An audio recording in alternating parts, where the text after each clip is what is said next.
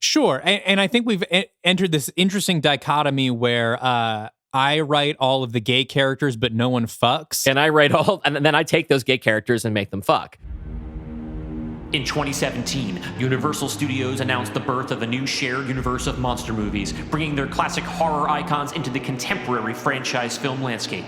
But after the critical and financial failure of its first installment, the project was indefinitely abandoned. Now, in 2024, the powers that be have called upon one pulp horror devotee and one snarky film critic to unearth the concept. I'm Dylan Roth. And I'm Dalton DeShane. Are you afraid of the dark universe?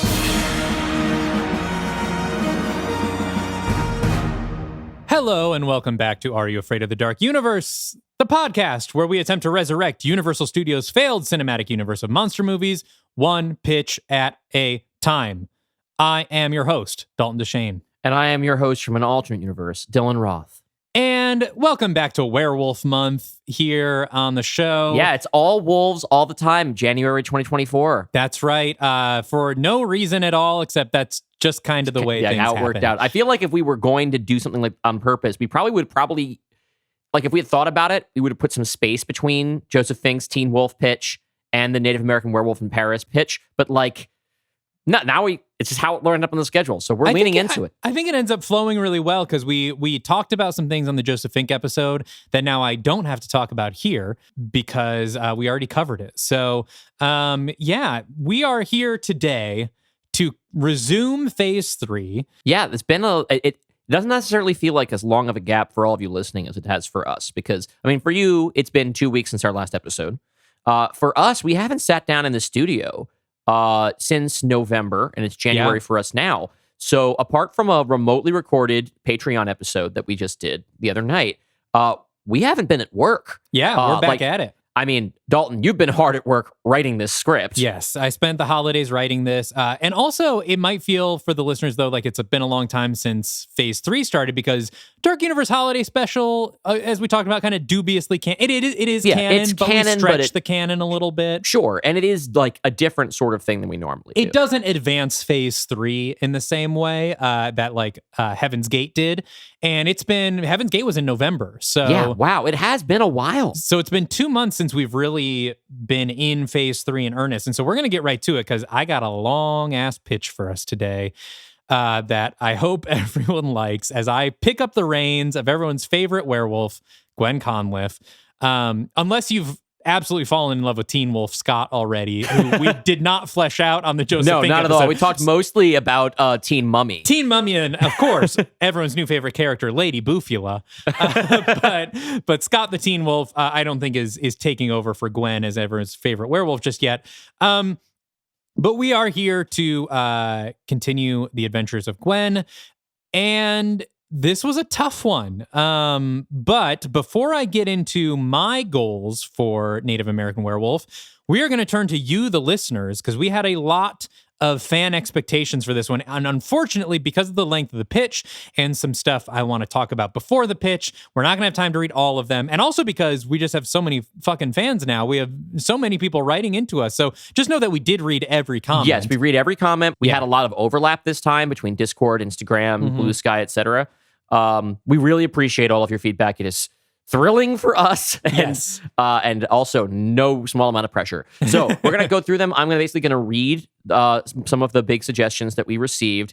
Dalton's actually going to hold their comments until later so we get to the script faster, and because some of them might be accurate. That's true. We did get a handful of accurate predictions this time. So from the Discord, Luke guessed that we would get a non-wolf were creature, a were something else. Cyrokina hopes that the characters will be venturing into the catacombs of Paris. And that wasn't the only guess about catacombs. Every platform that we posted solicited guesses and predictions from, people were asking about the catacombs of Paris. Look, it's the spookiest part of Paris. It's very cool. Hands down. So hopefully that'll be happening. And if not, I still have time to put it in my Notre Dame. Yeah, the catacombs will probably make an appearance somewhere. If not in I this get a big movie. advantage here because if there are any cool ideas the fans had, we're going to do another story in the same setting in 4 weeks. So we already had a big suggestion on the Discord that you liked and that I'm using for you sure. are going to incorporate into Hunchback. Yes. Claire suggests there will be a werewolf fight on the Eiffel Tower. And once again, everybody guessed that the final action set piece of this film would be at the Eiffel Tower or the Louvre. Yes, that Eiffel Tower was maybe more popular than the catacombs, but less spooky. Samantha the Demon Cat on the Discord says that Jenny Slate's character will return and fucking die. I would never kill Jenny Slate. How dare you suggest that? Balthazar similarly suggested that the Brixton Bloodhounds would be tragically killed in order to show the seriousness of the threat. I'm going to piss off the fans this phase a lot, but it would be... I feel like that would be... that would be a thumb in my eye, I think, more than anybody. That's the thing. And you're allowed. I mean, you're going to... I killed off one of the characters in your stable in my last episode. That's true, but it would be funny if in the last movie you were like, hey, I just added all these characters into our canon. And then I was like, all right. It's like a car bomb. You know what it would be? It would be like Taika Waititi coming in and killing the Warriors 3 in Thor Ragnarok. Just like wiping them out immediately. But I'm not going to do that. They weren't doing much. True. Executive producer Dick Wolf says we'll get a fresh Larry flashback, at least one other Native American werewolf, a museum fight, Tessa Thompson is the love interest, and more backstory about Gwen. It's a lot of guesses. That's a lot of guesses. And here's the thing about the Tessa Thompson thing. I said this on the Discord, but I want to say this to everybody because I know we have a lot of listeners who are not in the Discord. My phase 3 pitches overall, I'm not saying this one in particular, but overall the plans I have for phase 3, the lesbians are going to be pleased. I'm doing not even really super intentionally, but our lesbian fans will be eating well off of my phase 3 pitches. I'm going to be giving you throwing a lot of treats your way. I can't say that it's Tessa Thompson specifically, but lesbians, you will be pleased by the upcoming phase. And that's good because, like, obviously I haven't nailed down that much stuff yet, but my slate for this season is looking straighter than ever. Oh, wow. So, okay. I mean, like, I don't ever try to deliberately be like, oh, I should have some queer stuff in here. First of all, that's a weird thing for me to do as a straight person. And I certainly don't ever do the reverse, right? It just happens to be the way that my characters and stories are lining up. It looks like I'm going to be dealing with most of the romance or sexual plot stuff looks right now like it's primarily, we can cut all of this. No, because here's the thing. It's like, I don't ever want to be like, oh, I want to make sure that I queer this up because our audience expects it. Because also, it's a weird, like I said, a weird thing to expect from me. It just that it tends to be happening in the natural course of writing these stories. Obviously, I walk in these circles and like, I don't ever want to be weird about it in one direction or another. So I got to follow where the characters are taking me. Sure. And I think we've entered this interesting dichotomy where I write all of the gay characters, but no one fucks. And and then I take those gay characters and make them fuck. Yes, that's true. You also create a lot of straight characters and make them fuck. I think that sex is a very interesting thing to have in a story. I think that it ratchets up the intensity of things. And also when you have adventure stories, I think, one of the things people complain about modern adventure and action movies is they're fairly sexless. And I get to write these. So well, and here's we should maybe talk about this now on air because I think again this was only a Discord conversation, but over the break I was thinking about how no one ever fucks in my Dark Universe movies, and I was like, why do none of my Dark Universe movies have any sex in them? And I realized that it's because all of my movies so far have been about loneliness in some form or another. If you go back to Frankenstein, Invisible Man, The Mummy Returns. You have a lot of people who are Black isolated. Lagoon, everyone's isolated. Even Bride and Frankenstein, everyone's isolated and lonely. And so even when I introduce romantic partners, it's like, well, but it doesn't actually make sense for this character to be fucking right now because kind of the point is that they're isolated and lonely. And if they're suddenly in an orgy with the Brixton Bloodhounds, that kind of defeats the purpose. So that's not to say that lonely people can't also be having sex. Sure. That you can be. It's just not necessarily going to be like fulfilling. Yes. Which led you to issue a challenge to me, just as I issued a challenge to you to write horror in phase 2.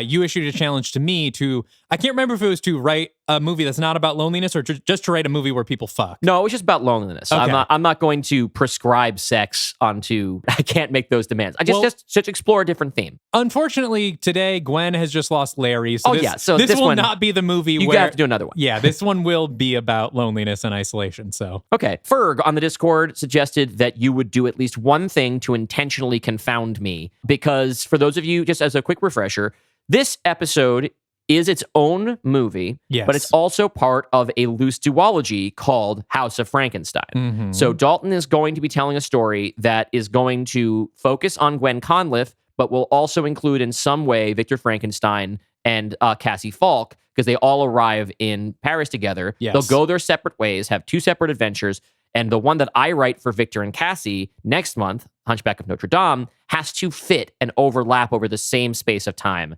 as Dalton's story. So I've given you a couple things to respond to in this script. And also, you only have a month to write your next movie. I know, but I did do a that. bunch of research, and good. I have a lot of my beats plotted out. We have to, unless I fuck with them. Unless you fuck with them. I mean, again, plot's always the last thing I think of. True. I know what I want to do with the characters. If you throw me for a loop, that's fine. Yeah. But I have an idea. Like, I have an idea of what I think my Hunchback is like. Okay, that's good. But we'll see. Saf says that Gwen has a nasty one-night stand with the Hunchback of Notre Dame, and it's the only point at which the movies intersect, which would be interesting. I'm going to assume that's not what happens. There is no Hunchback in my movie because I didn't want to take away from you the ability to figure out what the Hunchback was. I appreciate that. Don Cardenas, our friend with the Coffee Comics Metal podcast, says if there's no scene with Frankenstein carrying a baguette, I'm going to unsubscribe. Now, this happened to be posted right after the death of actor Tom Wilkinson. With the baguettes. Who has the scene in Michael Clayton where he's carrying a bag full of baguettes during a Manic episode. So if you don't have it, I'm going to do it in honor of Tom Wilkinson. If it's not in this, it'll be in Hunchback. And finally, on the Discord, this is the one that I say, I'm just stealing this. So I'll put this in the record right now. Wade Rocket says they should go to the Louvre, and Victor is revealed to be a passionate and knowledgeable art aficionado who acts as a tour guide for the group. And as they wander the galleries, he gets to say things like, oh, Vincent has some new paintings. I'm not going to use that exact line, but the idea that like he wants to go to the Louvre and see paintings and show Cassie and maybe Gwen the works. Absolutely. That is such a great character note. It's so in keeping with the way we characterize him.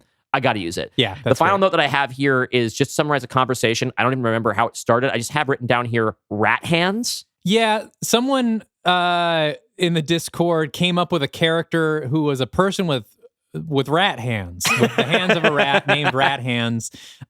Very specific prediction. Rat hands. That sounds like Luke. The rat hands will not be. No, not with the rat hands. Sounds like a Luke suggestion. Yeah. Luke's hands are normal. Yeah. Rat hands will not be in this movie, but again, we have the opportunity to fix that with Hunchback. So yeah, we'll see if I got room for rat hands. Now, here are some of my predictions, and they have some overlap with what the fans suggest. You've very heavily implied by talking about how sapphic your phase is going to be, that it's pretty expected that Gwen's going to get involved with a woman this season, or this episode. Because I have not actually hooked her up with a girl on screen yet, even though establishing pretty early on that that's something she's interested in. So I would see that's probably coming. I do expect a romance subplot in this. Okay. Not necessarily something that's going to run long term. I'm thinking maybe something more of a one film, a Bond girl situation where they will have a rebound. Yes.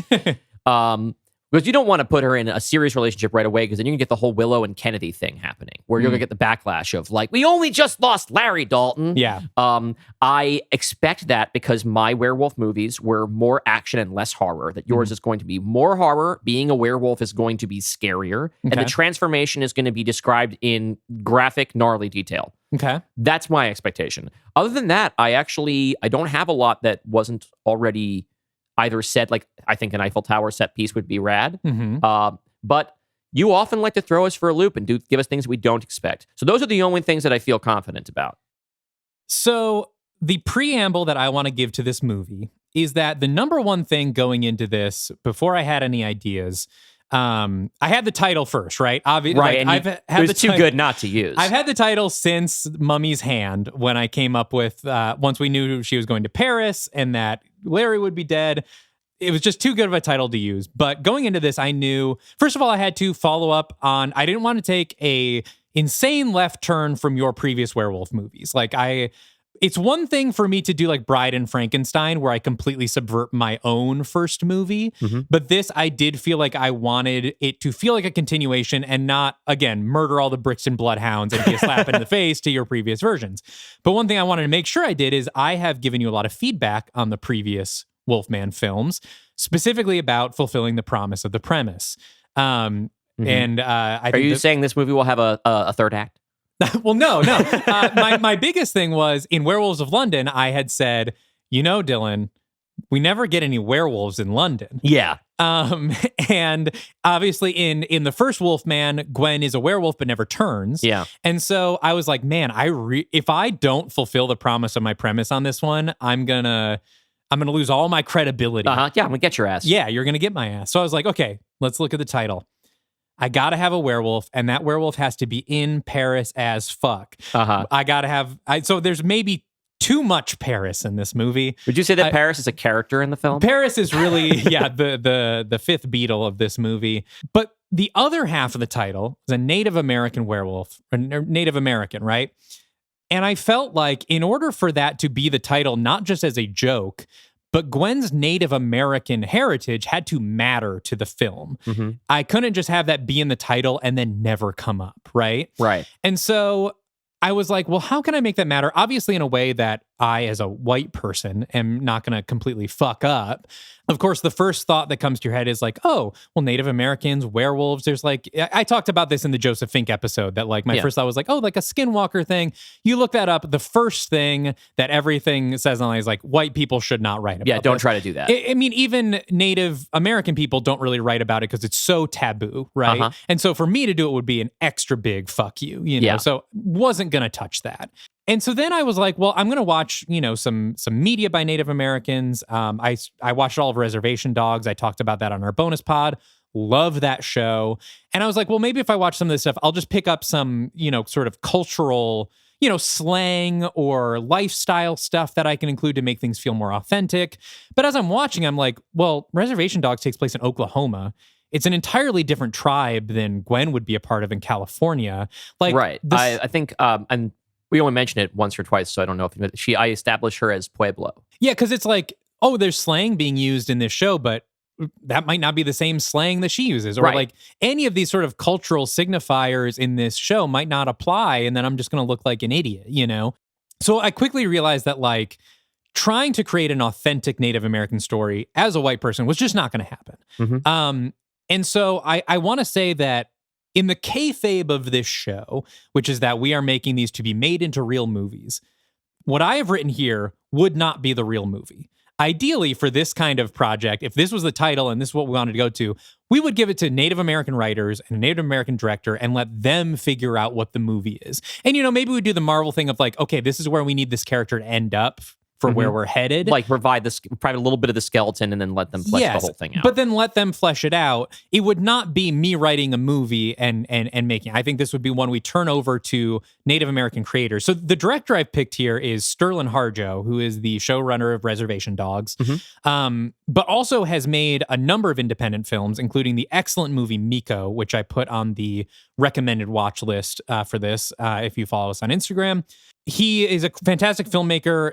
I mean, Reservation Dogs is so good. It's so easy to see how he can make the leap to a studio blockbuster and absolutely nail it. He's an incredible director, has an incredible voice and perspective.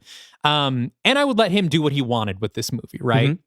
That said, we don't have access to this person. We don't have access to this person, nor do we have to write these movies ourselves. So I have made a version of this movie that I do think I have found a way to make her Native American heritage matter without getting into any specific cultural or traditional things that I don't have any right to talk about. But just know that as far as like, if we were making these real movies, this is a placeholder. We would want someone to tell an authentically indigenous story about Gwen and her heritage.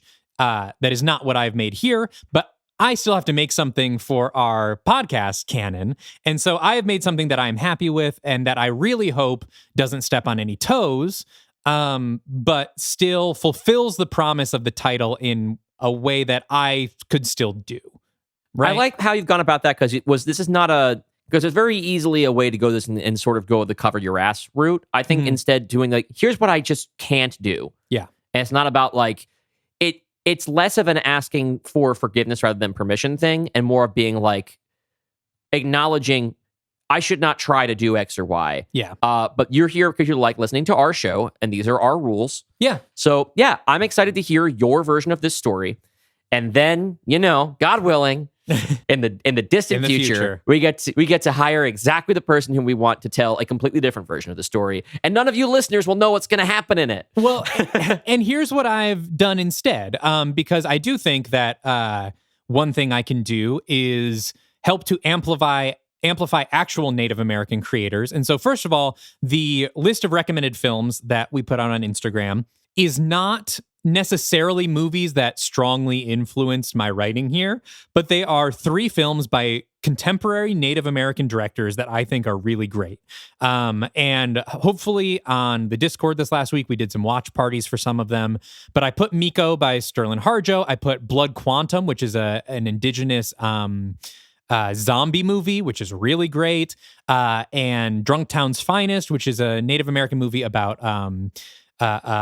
a town with, it follows like a transgender Native character, and it's a great drama. But more than that, for this script, I have actually soundtracked it with songs by Native artists.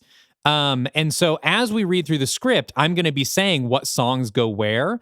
And hopefully in the show notes of this, there will be a link to a Spotify and Apple Music playlist that I have put together of all those songs that are in this movie, plus a few more by current Native American artists that I hope everyone listens to. I've discovered some really amazing music and artists this way, and I really think this would be soundtracked well by them. So go listen to them, watch the movies that are in the recommendation, so you can get actual movies and music and art by Native American voices and not me trying to bullshit my way through it. All right. So that's the preamble. I think that's cool, man. But I think at this point, we can get into it. Let's dive in. Whew. All right. Submitted for the approval of the Universal Studios Board of Directors and also the fans of Are You Afraid of the Dark Universe? This is Dalton Deschaines, a Native American werewolf in Paris. Act 1. The sun has just set over the French countryside as a train rolls across the frame. Inside the train car, an elderly couple sits, the woman reading a newspaper. She comments in French on something she's reading, and the husband responds with a sarcastic tone. This will not be subtitled. This exchange grows into bickering, then into a full-on argument.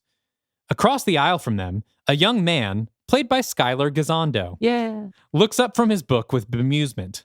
The husband suddenly slaps the newspaper out of his wife's hands and tosses it aside. The young man stands up and retreats to the back of the car, where he takes a seat across the aisle from Gwen Conliffe, played, of course, by Amber Midthunder, who sits with her head against the window, also reading a book. The arguing couple suddenly gets up and storms past them out of the car. The young man leans across the aisle towards Gwen. Do you have any idea what they were arguing about? Gwen doesn't look up. Sorry, do you speak English? Gwen answers, but still doesn't look up. Yup, and no, sorry, my French isn't very good. Have you ever heard that as couples get older, they lose their ability to hear each other? Supposedly, men lose their ability to hear higher pitched sounds, and women eventually lose hearing in the lower end. Now, I guess they sort of nullify each other. Gwen turns the page in her book. What are you reading? Gwen flashes the cover. It's My Heart is a Chainsaw by Stephen Graham Jones. Oh, cool. Haven't heard of that one. Kerouac myself. I'm in my cliche period, backpacking across Europe now that I've graduated. Trip's just about over, though. Lucky you. Maybe now you can stop being a cliche. The older couple comes back into the train car, still bickering, but not as intensely. Look, I was thinking about going to the lounge car. Would you like to come with me? No, thanks. The young man nods, stung by the rejection. He goes back to pretending to read his book. The conductor comes on the intercom and announces Paris as the next stop. The young man begins to collect his belongings and stands up to pull down his backpack. He's about to head to the end of the car when he reconsiders and turns to Gwen. All right, I have an admittedly insane idea, but if I don't ask you this, it's going to haunt me the rest of my life. Gwen loudly sighs and closes her book. I have no idea what your situation is. All I know is I have to catch a flight tomorrow at 9:30, and I don't really have money for a hotel, so I was just going to walk around, and it would be much more fun if you came with me. Nah, I'm good. The man is a bit dumbstruck. He really thought this would work. But, I mean, it's a beautiful Paris night. Look at that full moon. Gwen glances out the window where the moon is just starting to rise. That's not a full moon. What do you mean? Waning gibbous. Another 4 nights at least until it's full. Huh. Looks full to me. Well, it's not. How do you know? Because if it was a full moon... Gwen finally turns to face the young man, revealing the long scar on the side of her face. Her pupils have narrowed into wolf eyes. She grins with long, pointed incisors. You would make your flight. The young man stumbles back, eyes wide, then grabs his backpack and flees the train car. Gwen rolls her eyes and laughs, incisors shrinking. Keep It Pushing by Anton X featuring Savelle the Native starts to play as the camera zooms out the window and up into the air, focused on the moon hanging above the lights of Paris. Title card, A Native American Werewolf in Paris. Terrific use of Skylar Gisondo. This is exactly what Tyler Gisondo should be used for in movies. And if anyone doesn't know what I was referencing with that open scene, am about to tell you in the dialogue. But it opens with kind of a parody. Okay. Gwen enters the house she's sharing with Victor and Cassie in Paris's 13th arrondissement. Cassie Falk, played by Meredith Eaton, sits at the kitchen table on her laptop. Hey, Gwen, how was the train? Someone tried to before sunrise me again. Again? I hate Europe. Gwen opens the fridge and starts making herself a sandwich. How are the bloodhounds? They're okay. Still pretty down about Larry. Not down enough to cancel Tumble Tuesdays, though. I swear, between them and the guy on the train, I could really go a few days without anyone trying to get into my pants. Cassie seems lost in thought, staring at her laptop screen with her fingers hovering above the keys. Hey, what would you say was going through your mind the first time you and Larry met up with Jekyll? That I wanted to fuck my boyfriend in the backseat of that fancy car. Cassie gives her a look. Gwen, you can't just answer horny or angry for every question. What can I say? Inside of me are 2 wolves. Literally, if the bloodhounds had their way. Cassie closes her laptop. How you feeling about tomorrow?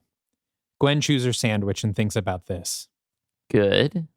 You don't sound too sure. I mean, it's been a long time since I've seen my family. I'm a much different person than I was then, in some pretty major ways. What if I've changed too much for them? Cassie nods sympathetically. That's not to say I'm not grateful. Seriously, Cassie, I so appreciate you flying them out here. They'd never be able to afford it on their own. Hell, my mom's never even been out of the state before. It's my pleasure, Gwen.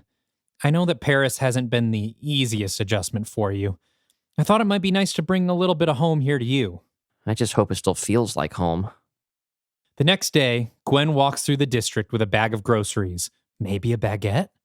Brand new earbuds from Nick in her ears, playing Tear Myself Up by Ailani. As she passes by the Pantheon-Sorbonne University, a young female student, played by Kiernan Shipka, approaches her with a clipboard. Gwen tries to wave her off, not hearing what she's saying, but the girl is persistent and follows her. Gwen finally pulls a bud out and gives the girl an impatient look, but doesn't stop walking. Bonjour! My name is Joelle, and I'm collecting signatures on behalf of the students of the Pantheon-Sorbonne who are fighting to stop President Macron from increasing the police presence on our campus. Sorry, I'm not really from here. Not my fight. Oh, but this is everyone's fight. The Manaus incident has increased militarization all over Europe, not just on our campus. This is a small step in the fight against fascism everywhere. Gwen finally stops, clearly conflicted. The student grins hopefully at her. Fuck, she's cute. God damn it. Yeah, all right. Gwen signs. We have a lot of protests planned if you'd like to join us. Joelle hands her a flyer with dates on it. Thanks, I'll keep that in mind. The student locks eyes with her. I'll save a sign for you. Gwen opens her mouth, but for once she is speechless, torn in a million directions at once. She's saved when a homeless man approaches. Afternoon, ladies. Name's Arthur. I grew up around here, but I've fallen on some hard times. Help me get some lunch? Joelle's face suddenly darkens, but Gwen reaches into her pocket. Yeah, sure. Joelle grabs Gwen's hand and stops her. Please, don't encourage him. What? Sorry, sir. Move along now. The man looks embarrassed and leaves. Gwen is dumbstruck. This is what I mean. The police want to come boss students around while the rough sleepers run wild. He just needed food. I know, and I feel bad for him, really. But we have a lovely historic campus here, and day by day it's overrun by more cops and men like him on every corner. Joelle notices the disgust on Gwen's face. Look, I know you're not from around here, but I promise you it's a real problem. I gotta go. Gwen storms away from this girl. Another student with a clipboard notices this interaction and chases after Gwen. This is Charlie Willowbrook, played by Devery Jacobs. Hey, sorry about Joelle. She can be a real bitch. I promise we're not all like that. Gwen no longer wants anything to do with these kids. She just nods and mutters. Uh-huh. Some of us really are trying to do good. For everyone. That's great. I gotta get going. I'm Charlie, by the way. She waits for Gwen to give her name. She doesn't. Hey, are you Indian? Gwen just walks faster. Charlie keeps pace. Me too. Mohawk, Quebec. And what about you? Seriously, I have somewhere to be. Sorry. It's just, what are the odds, right? Two of us meeting in Paris of all places? I don't know about you, but it's kind of lonely in a place like this. I mean, I know the French used to sort of be our allies, but Gwen suddenly whips around and yells at Charlie. Look, I'm not here to do fucking charity work, okay? Charlie shrinks back. Sorry. I didn't mean... Sorry. She turns and speeds off. Gwen's sudden anger gives way a little bit to shame. Back at home, Cassie is busy preparing the kitchen while Victor Frankenstein, played by Javier Bardem, sits at the table working on some embroidery in a circular hoop frame. Gwen enters, now calmed a bit from her interaction, but still looking high-strung. How's it coming, Vic? It's not my best work. A close-up of Victor's hands reveals that he's trembling a little bit. This is not noticed by Gwen. They have some more small talk and cooking talk, and then the doorbell rings. Gwen freezes. She looks to Victor for comfort, but he's staring at his embroidery. Cassie puts a comforting hand on the back of Gwen's leg. Ready? Yeah, for sure. The door swings open, revealing Gwen's mother, Joy Conliffe, played by Ella Maya Tailfeathers, her younger brother Matty Conliffe, played by DeFaro Wunatai, and her uncle Ray, played by Jimmy Dale Gilmore. You might know these actors. Ella Maya Tailfeathers was in Blood Quantum, the zombie movie I recommended. She's also a filmmaker of her own. DeFaro Wunatai is from Reservation Dogs. He's who Joseph Fink was originally going to cast as our Teen Wolf. Right, but you already called dibs. And we decided against it anyway. And Jimmy Dale Gilmore was Smokey in The Big Lebowski, and is also an acquaintance of mine. I don't know that we're close enough to be friends. I didn't know that you knew Jimmy Dale Gilmore. Yeah, he's an amazing songwriter. We've hung out quite a few times. He was close friends with one of my exes, and I've hung out with his son a bunch too. He's also a great songwriter. Oh, that's cool. Yeah. It's weirdly like the fifth time The Big Lebowski has come up in conversation, not by me, in the last 48 hours. Wow. Jimmy Dale Gilmore is a really nice guy and is part Cherokee, so he's in this. Gwen and her mother have a tearful embrace. Her brother gives her shit. Uncle Ray makes some wisecrack, etc. Her family is here, and they quickly fall into their familiar rhythms. They all sit down to dinner. Gwen's mom thanks Cassie profusely for flying them out for the weekend. Her brother, Matty, pops up. So, what's the French food like? You eating like snails and stuff? Not yet. They got meat pies here, but they don't even put jalapenos in them. I can't find a fish taco worth a shit either. Gwen's mom says, Gwen, can we not say shit at the dinner table, please? I'm an adult, Mom. I can say shit. Uncle Ray laughs. Ha! She's been cursing at the dinner table since she was a pup. Joy here used to have to jab her with a fork when we had company over. As Victor chooses food, a seam in his cheek pops and burps up some thick blood. He doesn't notice, but Cassie goes bug-eyed and gestures at her own cheek with her napkin. Victor wipes it up. I'm so sorry.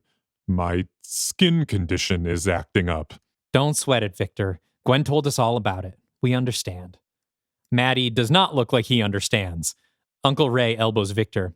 You tried any natural medicines for that? Natural? You come out to see us in California and I'll have it cleared up in a couple days. We do group healing sessions in the rec center twice a week. I would appreciate that. Thank you. So, Matty, how's the rap career? Gwen's mom rolls her eyes. Please don't get him started on that again. I kind of gave it up. My SoundCloud actually started blowing up a little bit, but then the sump pump went out and we didn't have the money to get it fixed, so, had to get a job and stuff. No shit. Matty Conliffe joining the workforce. Never thought I'd see the day. Just bussing tables for now, but I signed up for a coding boot camp. Starts as soon as we get back. God damn, my little bro's gonna work for Google. Your Uncle Ray's been helping with the bills too. As much as I can. Unfortunately, they legalize my wares in California, so it's tough to keep up with the competition. The illegal drug trade truly isn't what it used to be. You got that right, sister. Victor speaks up. I was sorry to hear about the passing of your husband, Mrs. Conliffe. There's an awkward silence. Gwen shoots daggers at Victor with her eyes. Gwen's mom says, "What do you mean?" Victor looks around, realizing he's done something wrong. Well, Gwen mentioned that her father was dead. I didn't say he was dead. I said I didn't have a father, Vic. I don't understand. Everyone has a father. Cassie puts her hand on his. Victor? It's okay. Gwen never knew her father. He left before she was born. Victor still seems confused, but is getting the hint that he should keep his mouth shut. We were never married. A shocked understanding passes over Victor's face. Cassie says, I apologize, Joy. Victor grew up in a conservative family. He has some old-fashioned sensibilities. I'm sorry if I offended. It's okay, hun. It's unfortunately a common occurrence in America. Gwen still looks angrily at Victor, but he can't meet her eyes. She softens a bit, frustrated, but also knowing that he didn't mean anything by it. The next day, the six of them tour Paris in a montage set to Night Vision by Drives the Common Man. They hit all the tourist destinations, the Eiffel Tower, the Louvre, a boat ride on the Seine. Through this all, we get little visual character moments that I would normally leave open to let Dylan write. And maybe he will in Hunchback. Maybe I will. Maybe specifically them at the Louvre a little bit. We'll see. We get some playful sibling ribbing between Gwen and Maddie. Uncle Ray is being crazy and embarrassing everyone. Cassie and Victor are playing tour guide. Joy, meanwhile, is just enchanted by everything they see. Her face is aglow, overwhelmed by her first trip outside California. The boat finally lets them off in front of Notre Dame Cathedral, or at least what's left of it. It's still covered in scaffolding as construction crews attempt to rebuild it after the 2019 fire. But Joy is enthralled. She's so busy staring up at it that she bumps into a few people on the street and apologizes. She grabs Gwen around the shoulders and holds her close. It's beautiful, Gwen. Gwen smiles, tears coming to her eyes. I'm glad you could see it, Mom. They embrace, but then Gwen notices. Hey, wait, where'd Cassie and Victor go? Maddie shrugs. They look around, but they're nowhere to be seen. They decide to move on to their next destination, and Cassie and Victor can meet them there. Hint, hint, Dylan. Later that night, Gwen and her mom sit on a bench looking up at the Eiffel Tower, glowing with 1,000 twinkling lights. All my life I've heard how beautiful Paris is, but I still wasn't prepared. Yeah, I guess it's all right. It's better with you three here. Joy frowns. It's not the first time Gwen has hinted about not liking the city. Now look, I don't want to be the needy mom who begs her daughter to move back home. But I want you to know, if you're not happy here, you can always come back. Molly could get you a job doing reception at her husband's office. I know it's not much, but, just something to get you started. I've kept your room exactly how you left it, even though Maddie was begging me to let him turn it into a recording studio. And I still grow those peppers out back for your Mexican hot chocolates that you love. As she talks, Gwen's eyes begin to overflow with tears. Her mom finally notices and holds Gwen close as she cries. Honey, what is it? You gotta talk to me, baby. I'm dangerous, Mom. I can't come home because I can't bear something happening to you. Or Maddie. Or Ray. Dangerous? What do you mean? I can't. Baby, there's a wall between us. I felt it since I got here. Hell, I felt it since you up and ran away with that Talbot boy. There's something you're not telling me, and it's keeping you 1,000,000 miles away from me, even when I'm right here. Gwen just hitches and sniffles. You can tell me anything, Gwen. Your family will always be here for you. They're interrupted by Cassie and Victor, finally rejoining the group. They look a bit frazzled. Gwen pulls herself together and tries to hide that she's been crying. Cassie says, Hey guys. Where have you two been all day? We got lost. I think we should head back home now. The next evening, Gwen and her family sit at the kitchen table playing cards when Cassie comes in. Cab company just called. They'll be here in 10. Maddie sits up straight. His mom says, Did you forget to pack? No. I just have to, finish real quick. He bolts upstairs. Uncle Ray goes to play another card, then sees Gwen looking sadly at her mom and decides to give them some space. He heads up to help Maddie pack. Gwen's mom says, "You know, we could see about rescheduling our flight. Maybe stay another day or two." Gwen glances out the window where the very nearly full moon is just starting to rise. No, that's okay. "And I can't convince you to come back with us?" Gwen just shakes her head. "Okay. Well, I guess I'll just hold on to these for you." She places a necklace of beads on the table between them. Wait, these are Grandma's. Joy nods. And her grandmother before her, and so on. And it's about time they pass on to you. No, I couldn't. I know. Not yet, anyway. These beads have lived on our land for hundreds of years. We're not about to let the snotty French have them. They laugh together. They'll be waiting for you, whenever you make it home. Gwen says her tearful goodbyes and puts her family in a cab to the airport. When they're gone, she turns to Cassie and Victor, hiding her wet eyes. Cassie reaches out a hand. "Remember, Gwen, you're not a prisoner here." Gwen just nods and gives Cassie a hug. Cassie squeezes her back tightly. Gwen then hugs Victor, but Victor doesn't hug back. He just stands stiffly. Gwen notices and pulls back, looking confused. Victor can't meet her eyes. He just stares down and to the side, away from her. Vic? What's going on? Victor pulls away. I would like to get back to my needlepoint. Would anyone like some coffee? Cassie also stares with a "what the hell, Vic" kind of look. Gwen pulls away towards the street. I'm gonna go for a walk. Victor goes back inside without another word. Cassie looks at Gwen apologetically and chases after him. Gwen walks through the district with her feelings. We take our time with her, watching her silently process. Eventually, a plane flies by overhead, and she looks up at it, wondering if it's taking her family far, far away from her, back to her homeland. But as soon as it passes, her thoughts are interrupted by a blood-curdling scream. Gwen sprints towards the sound and finds a woman lying on the cobblestones, her entrails spread out in a torn and bloody tangle around her. Gwen kneels next to her. Somehow, the woman is still alive. She stares into Gwen's eyes, unable to speak, as Gwen surveys the helpless situation. It's okay. You're okay. You're gonna be fine. They both know that's not true. Gwen catches a whiff of something and perks her head up, sniffing the air. Who did this to you? The woman can't answer, just coughs on her own blood. Was it a wolf?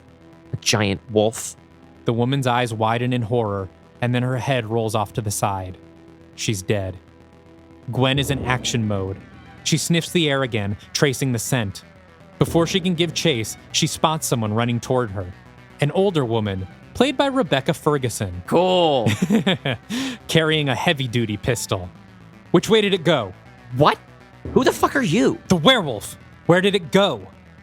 Gwen considers for a moment, then nods toward a nearby street. That way. I can track it. They rush through the quiet Paris streets, chasing the scent. Eventually, near the Montparnasse Cemetery, Gwen stops short. What is it? Where do we go? I don't know. The scent just disappeared. Fuck. I thought I had it this time. It's okay. Let's just keep looking. The woman shakes her head. But we can't just leave it on the loose all night. We shouldn't take the risk. Not with you unarmed. I can handle it.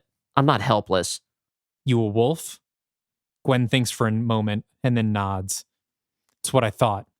Even so, these aren't like the wolves you've dealt with. They've got the blood of an alpha in them.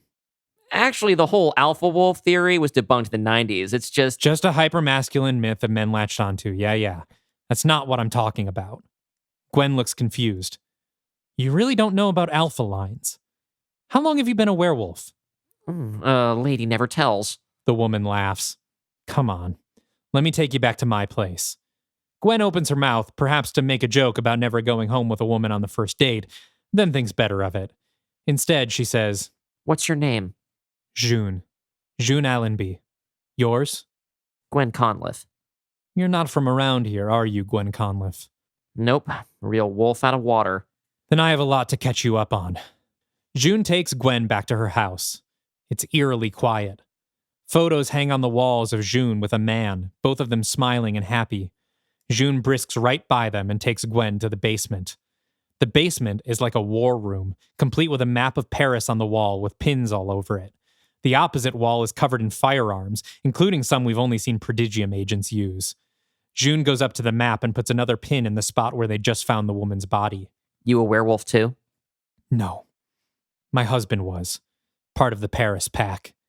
Is he the one who taught you about alphas? June nods. Time for a history lesson.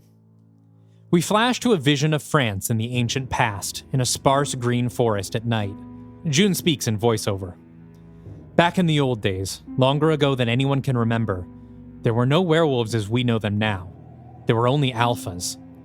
Through the trees, a werewolf appears, but not like any we've seen. It's more of a wolf-human hybrid, standing on its hind legs and much larger than what we've seen.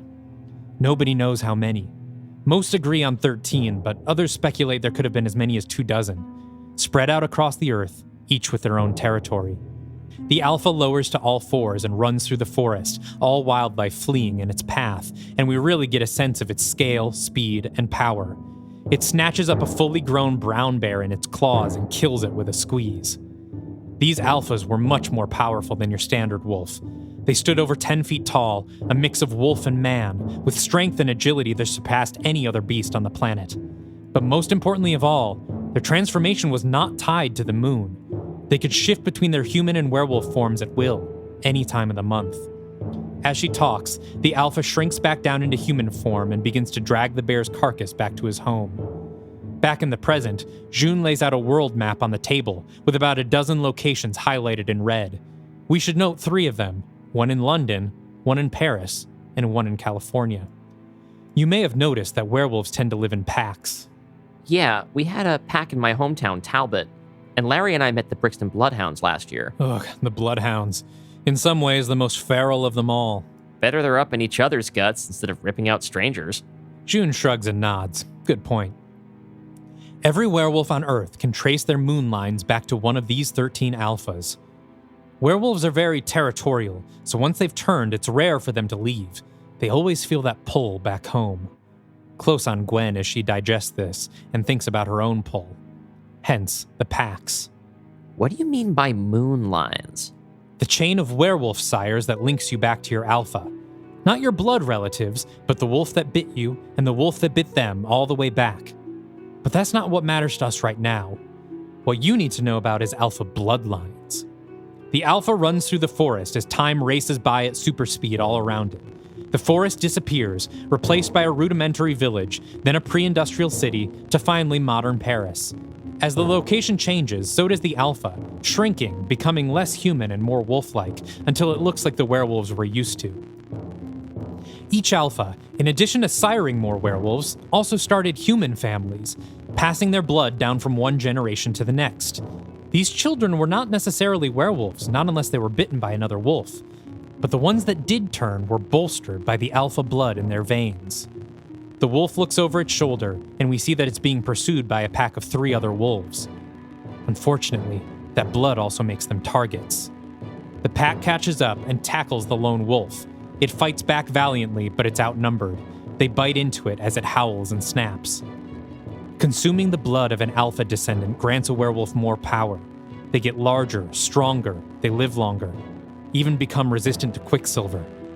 The wolf dies and the other 3 feed on it. As they do, their bodies begin to change. Bones snap and extend, tearing their flesh open, only for it to heal instantly, their hides thicker and stronger than before. The leader of the pack rears his head back and howls at the full moon. We cut back to the present. June looks down sadly at the map on the table. My husband was from an alpha bloodline, the last of his line. Gwen is quiet. I tell you all this so you understand what we're dealing with. A pack of wolves who came into Paris and eliminated the local alpha line, bolstering themselves with their power. And that's why they can turn even when it's not a full moon. June shakes her head. No. Even with alpha blood, they're bound to the cycle of the moon. She grabs a blue syringe off the table. This is how they're able to turn. Oh my God, is that Dr. Yo's serum? I don't know who made it. All I know is that it lets them change whenever they want. But I gave that serum to Jenny, who gave it to Prodigium. June laughs. And you trusted Prodigium to keep it safe? That ship's got more holes than a tennis racket. It hit the streets a few months ago, and they used it to hit the alphas while they were still human. She opens a drawer behind her, revealing dozens more blue syringes. I've been trying to gather up as much of it as I can. That, and its counterpart. She gestures to a similar drawer behind Gwen. Gwen opens it and sees that it's filled with red syringes. Is this? The serum that stops you from turning. Unfortunately, it doesn't seem to work on them once they've had the blue stuff. Gwen stares at the red syringes for a long time, considering something. Then she turns to June. How many wolves are there? 3, I think. Do we know who they are? Like, as humans? Unfortunately, no. I've only been able to track them in wolf form. There was something familiar about the scent today. Yeah? Do you think it was someone you know?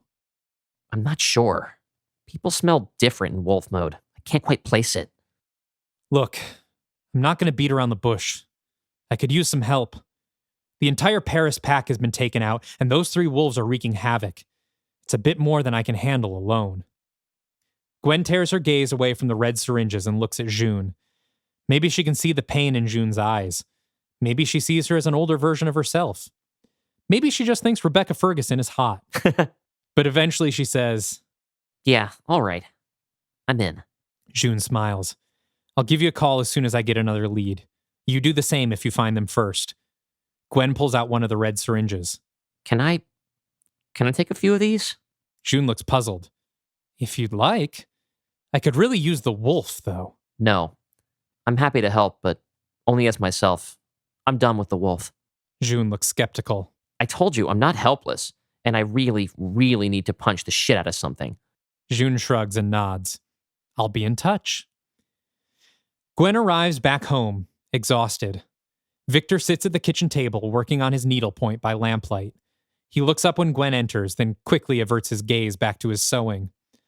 Gwen grabs a seltzer from the fridge and plops down in a chair next to Victor, then sighs and leans her head on his shoulder. Victor tenses, his shoulders seizing up. Gwen notices and pulls her head away.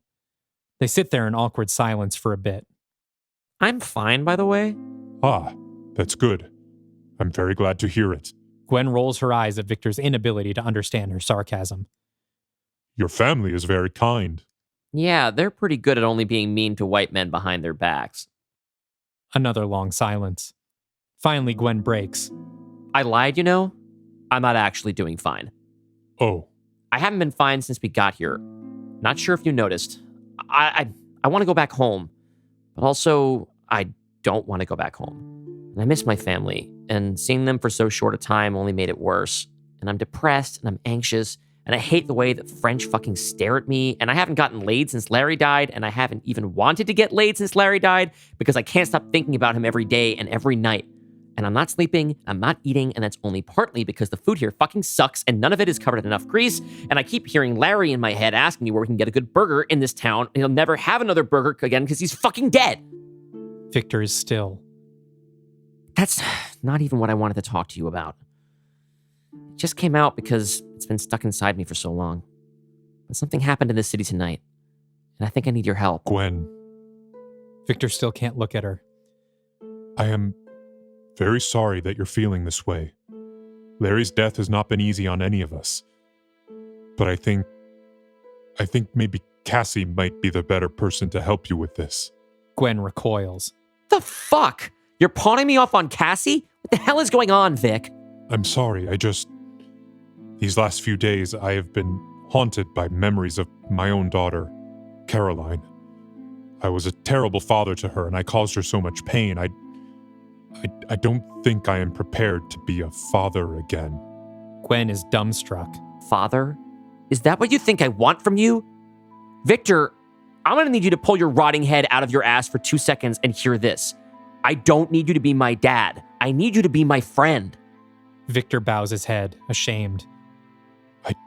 I don't want to say the wrong thing. Great. Yeah, then just keep not saying anything, because it's so much better.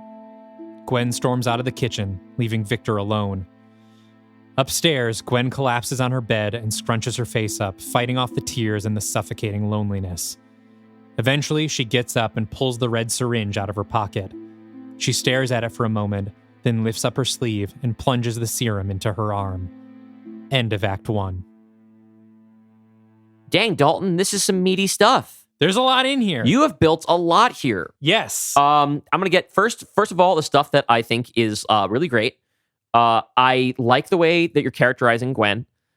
That's great. She's very specific and very particular for me. You know that. You know she's my favorite. And I didn't want to fuck up her characterization because everyone loves Gwen. Yes. She's a fan favorite character. And I wanted to make sure I gave her some challenges that felt natural for where she's at and also tried to get her voice. Yeah, I think you did. I didn't have a hard time doing the voice that I have in my head for Gwen when I'm reading her.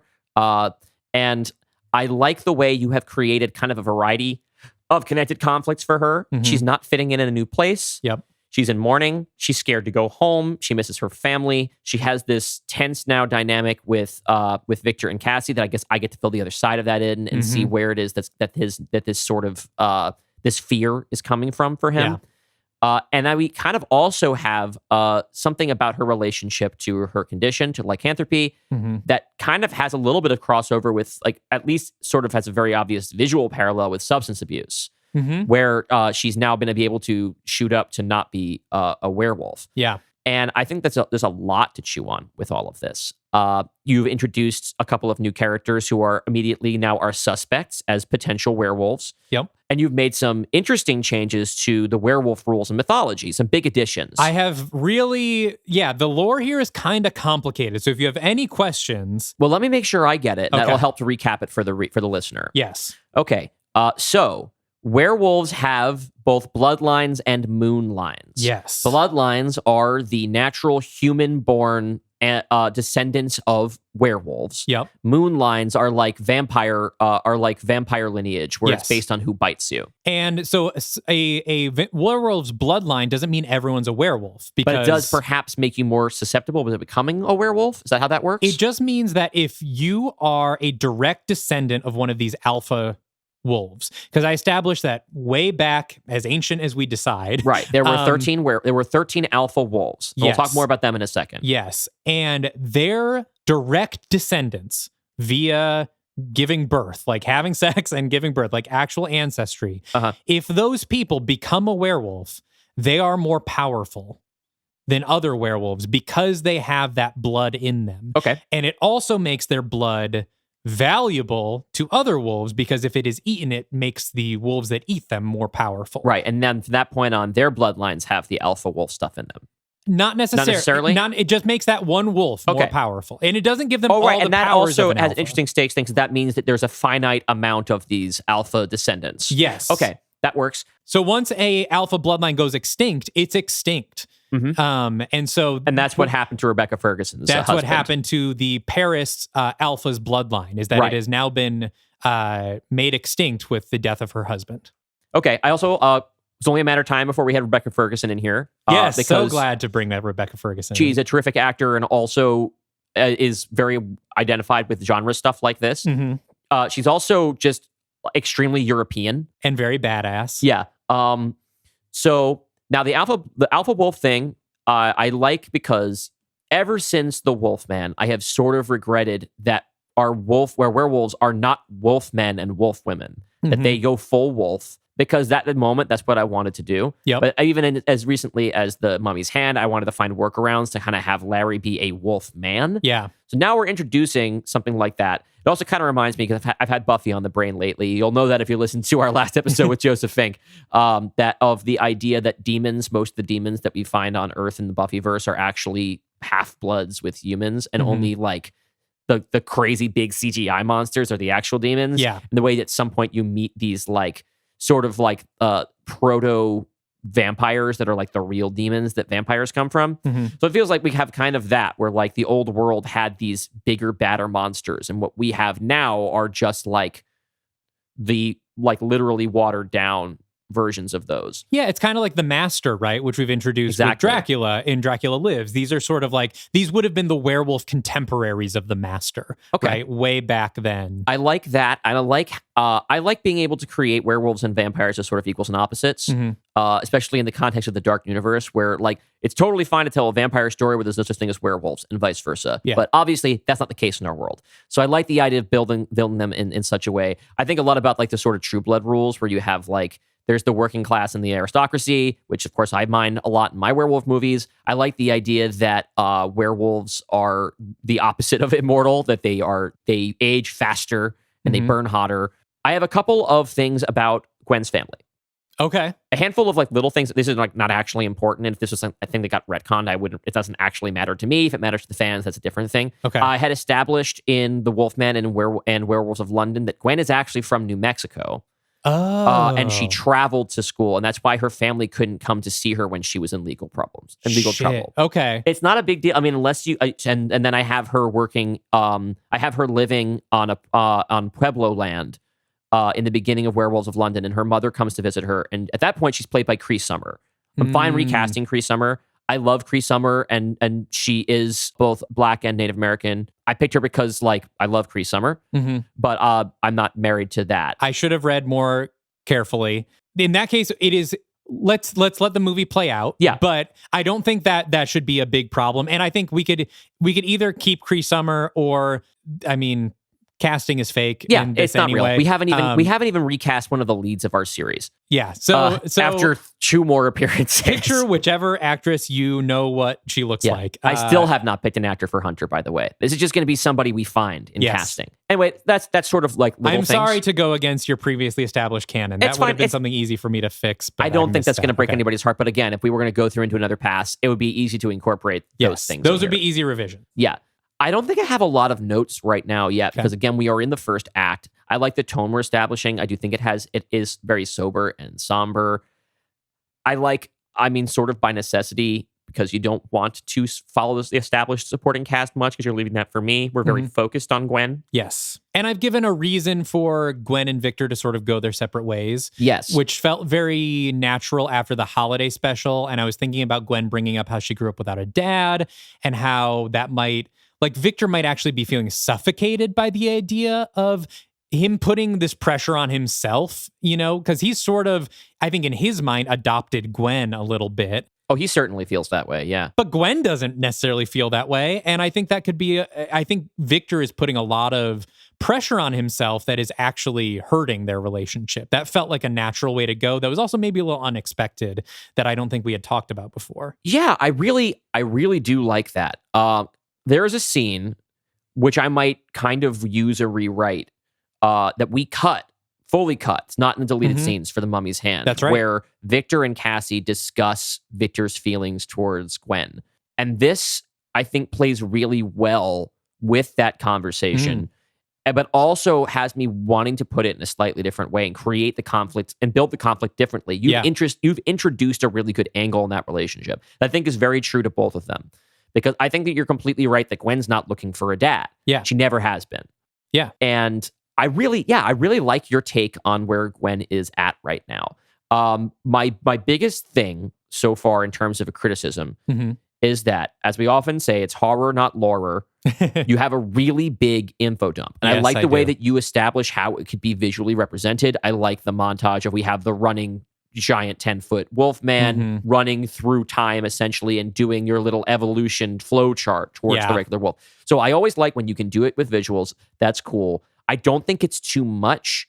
But it is a lore dump. It is a lore dump. And of course, as we're writing, this is a 60-page script for what would be a 2-hour movie. Yeah. There's probably more ways that we can tease out, create a little bit more mystery behind what is the deal with these werewolves before we give that information, but not on our script, not in our show, right? That feels like the kind of thing where we always talk about, well, we would have more of everything. So I think that having the whole mystery of having, there's been a murder, there maybe have been multiple murders, like we know that they're being hunted, right? I also want to congratulate you on a device that allows for, as we've struggled with from the beginning, the ability to have our hero werewolves and villain werewolves be wolves at different times. Yes. Because we need that in order to create chase dynamics. We need that in order to create hero moments. And we need that in order to allow our lead characters as humans to be humans during important moments in the film. Yeah, I really wanted to introduce bad werewolves because we've only really gotten between the Talbot werewolves and the Brixton Bloodhounds like hero werewolves and like nice packs and stuff. And I really wanted to use this opportunity to come up with the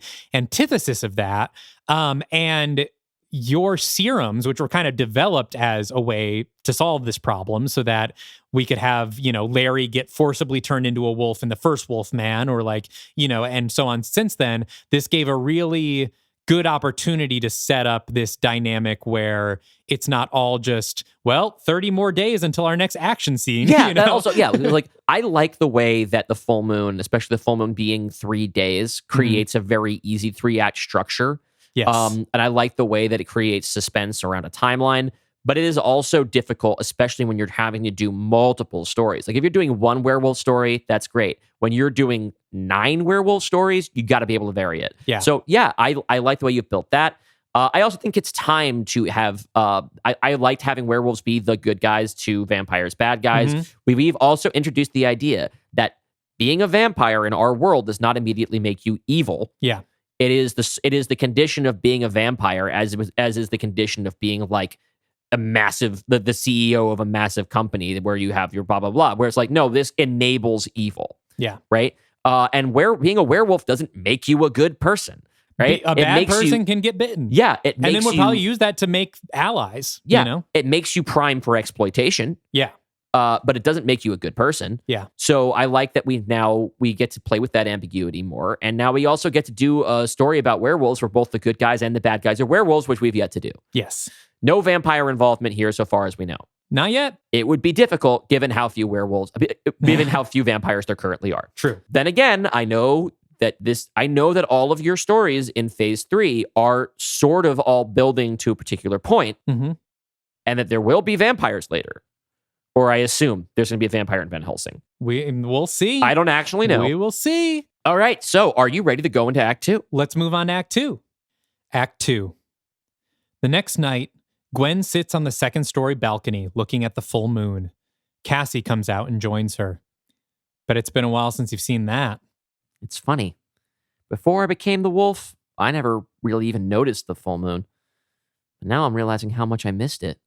I didn't realize you had any of Dr. Yo's serum left. Halsey sent it to me. Gwen lies. I asked her last week. Look, I'm sorry about Victor. It's fine. I get it. In some ways, he's 200 years old, and in some ways, he's 2 years old. It's my fault for expecting more from him. It's not your fault. It's a challenge for all of us, him included. But he does love you, and I know he wants to be a good friend. Gwen stares up at the full moon. Yeah, well, good friends are a rare thing. Days pass by. Things are still tense in the house. Victor is avoiding Gwen, and Gwen is okay with that. Cassie just tries to hold the peace. Meanwhile, Gwen is going out after dark every night to patrol the streets. She thought this would spark some questions from Cassie and Victor, but thankfully it doesn't. In fact, they seem almost grateful to have her out and about. Then one night, she's wandering the district in the dark when her phone rings. It's June. There's been another attack. Montmartre. I'll be right there. Do you have a Metro pass? Gwen looks up at the roof of a nearby building. Are you kidding? Cut to Gwen sprinting along the rooftops, leaping from building to building with her earbuds in. The soundtrack blasts DGAF by 1876, a native punk band. A few Parisians see her sailing overhead and look up in wonder. She lands on the next roof with a boom that makes a crater in the stonework. She grins and keeps going. As the song ends, she leaps from a final building and lands with another cobblestone crater in a crouch position in front of June. Not worth wasting your energy just to show off for me. They're interrupted by a howl. It was heading toward Le Chat Noir when I lost track of it. No dog can resist a black cat. I got its scent. June hands her a gun. Quicksilver rounds. But remember, it'll take more than one good shot to put it down. June follows Gwen down the boulevard, and soon they hear the sound of screams. They stop dead, watching throngs of screaming guests pouring out from under the glowing red windmill of the Moulin Rouge. They charge toward the crowd, fighting their way upstream to get inside. It's no use. They're being pushed back and away from each other. Gwen yells out for June, and finally June points her gun in the air and fires it. Everyone screams and ducks except for Gwen and June, who use the momentary pause to leap over the crowd and get inside. Finally, they see it. A werewolf, tearing its way down the center aisle of the theater, leaving corpses in its wake. Gwen takes aim, but the wolf smells her, and before she fires, it leaps to the side. They chase it down the aisle, the wolf bounding from side to side on top of the seats before it leaps directly onto center stage in the spotlights. It turns and growls at them, and then suddenly there's a flash of smoke that obscures the wolf from view. They hear it whimper, and when the smoke clears, the wolf has disappeared. Gwen and June look around in confusion, and then June's gaze lands on a mustachioed man standing in the wings. He's a stagehand, his fist firmly wrapped around a lever labeled Trap Door. He gives a nervous smile and exclaims in French, I've got it! June and Gwen run up opposite sides of the stage to peer down into the trap door. No wolf. They exchange a glance, then shoot a dirty look at the stagehand. They hop down into the darkness. The area under the stage is pitch black and cluttered with props and equipment. The ladies enable the flashlights on their pistols and split up, scanning around obstacles for the missing wolf. This is played for maximum tension, obviously. Eventually, they meet back up, and their flashlights land on a wooden hatch in the floor that's been torn open. They climb down a long, long ladder, deep underneath the Moulin Rouge. To catacombs, perhaps? The Paris catacombs? Gwen goes first and looks up to see June in her skin-tight action hero pants descending above her. She stops for a moment, distracted by the view, until June snaps her out of it with a, "Hey, what are you doing? Keep moving." They emerge in a dark stone hallway filled with ankle-deep water. Where are we? The Paris mines. There are mines under Paris? You are familiar with the catacombs, yes? The ossuary that holds the bones of 6 million people? Duh, it was the first place I went when I got here. That's just 1.5 kilometers. Out of 300. Whoa. This must be why you lost its scent last time. It retreated to the mines. They're using the tunnels to get around the city unnoticed. Sounds like we were spending a lot of time down here. Can't wait. Just want to give a quick shout out to Wombat on the Discord, who predicted that there would be a group of werewolves that live in the Paris catacombs. Way to go, Wombat. They follow Gwen's nose down the tunnel, the only light coming from the thin beams of their flashlights. All is quiet except the splashing of their feet.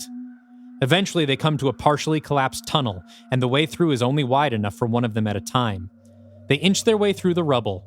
Suddenly, at their feet, a feral cat cries out and darts between their legs.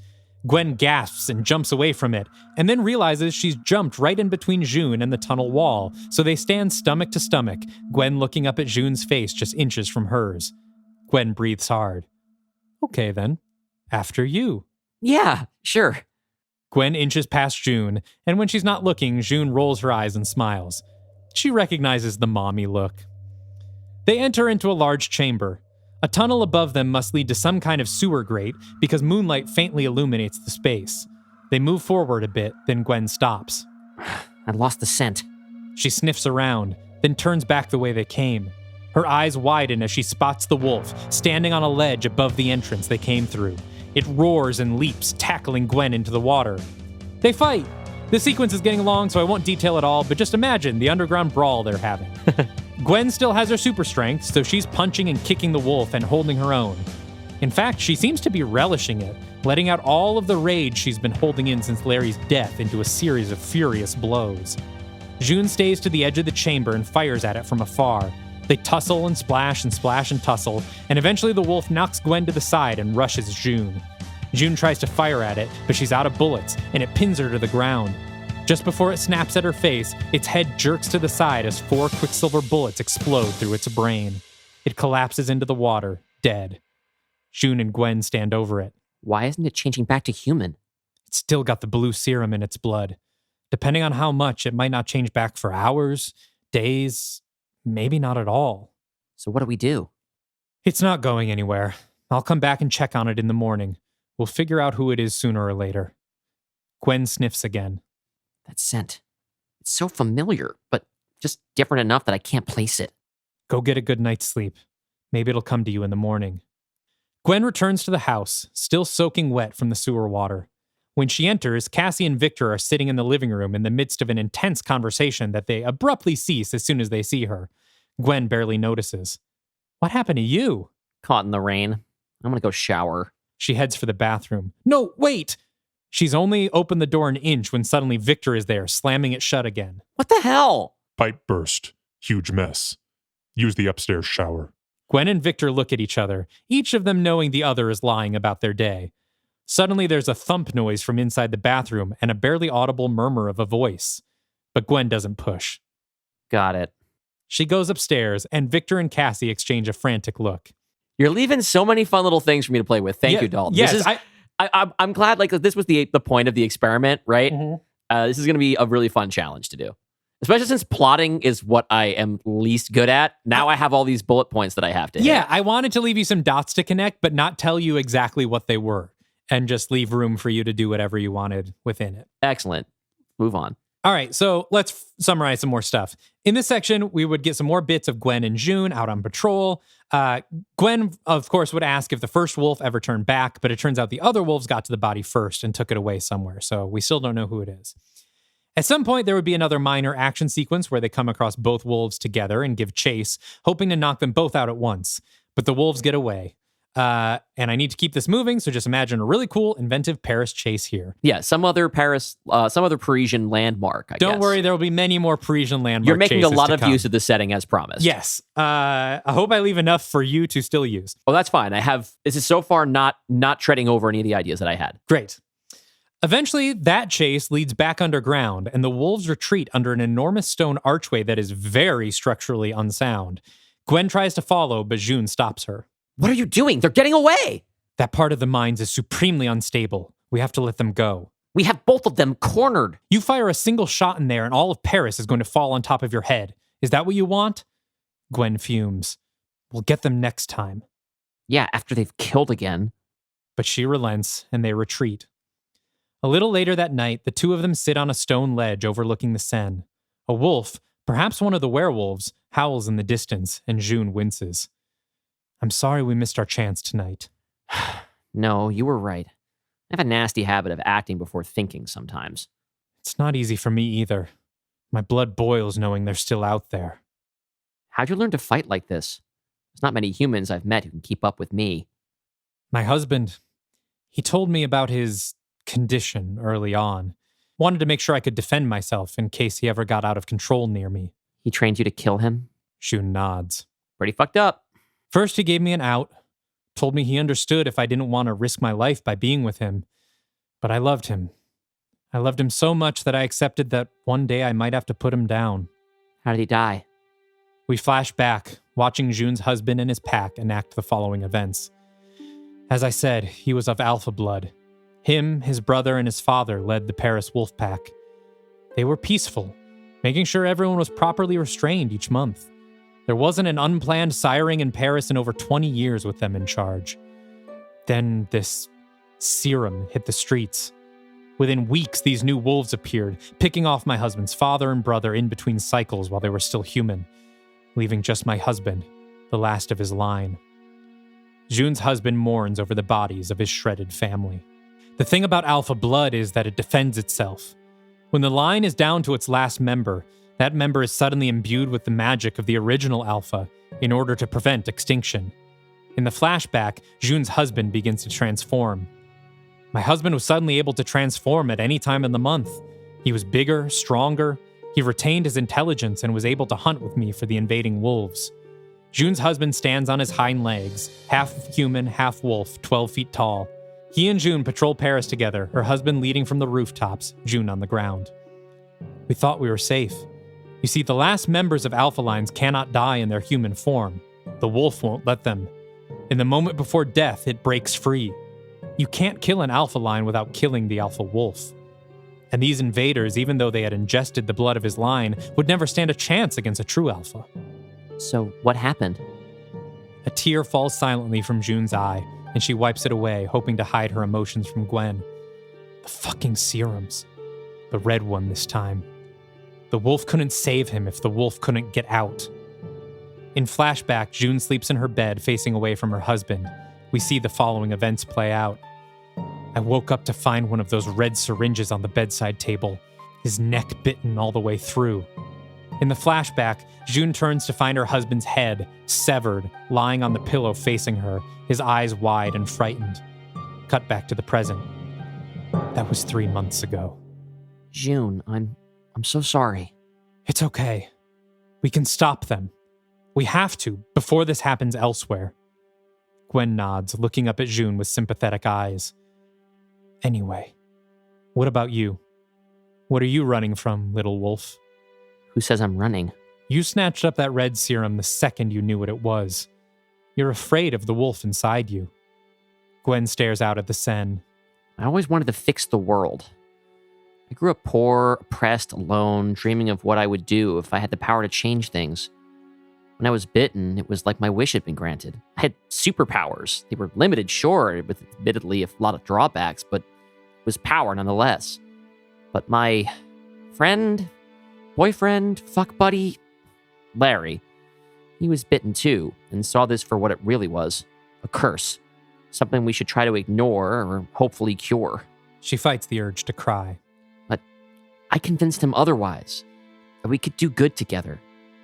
Even as I kept causing more problems than I solved over and over again. But he followed me anyway because we loved each other. And eventually, loving me got him killed. June puts her arm around Gwen, and Gwen looks up at her. There are no shortcuts to fixing the world. Power always has a cost, and I can't keep paying it. I'm not strong enough. You're strong, Gwen. Even without the wolf, you're strong. They look at each other for a long moment, the lights of Paris glittering all around them. Finally, Gwen breaks and leans in to quickly kiss June. June kisses back for a moment, but then pulls away, startled. I'm sorry, Gwen. I can't. Oh my God. No, I'm sorry. That was stupid. I don't know why I always assume everyone is gay. No, that's not... I mean, yes, I am bisexual, but it's just...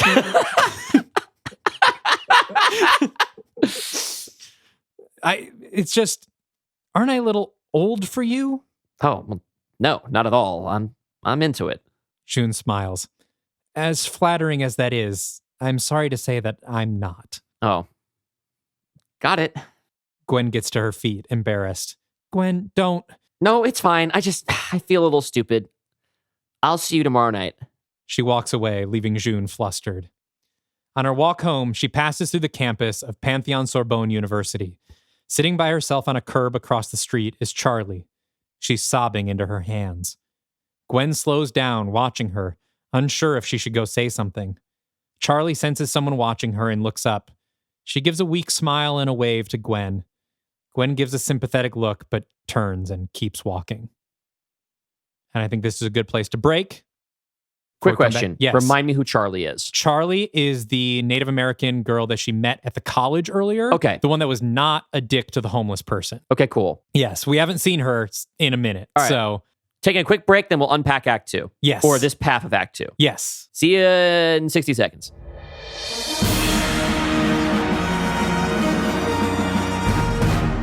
You, monster. We've trekked 1,000 miles across starless seas, blighted mires, and forests without end, all in seeking you, to ask you a question. What are you looking for in an apartment? Would you be a good Cub Scout leader? Can I ride you, or would that be disrespectful? Should I invest in subterranean realty? Do you find it sexy when I T-pose and spin in a circle? Every episode of Finding Monster Right has us asking questions like these about monsters from folklore, pop culture, and our own world. Join us as we meet alien allies, cryptic comrades, and friendly fiends. After all, it's not just a show about monsters, right? Right. Finding Monster Right. We found you, now you find us.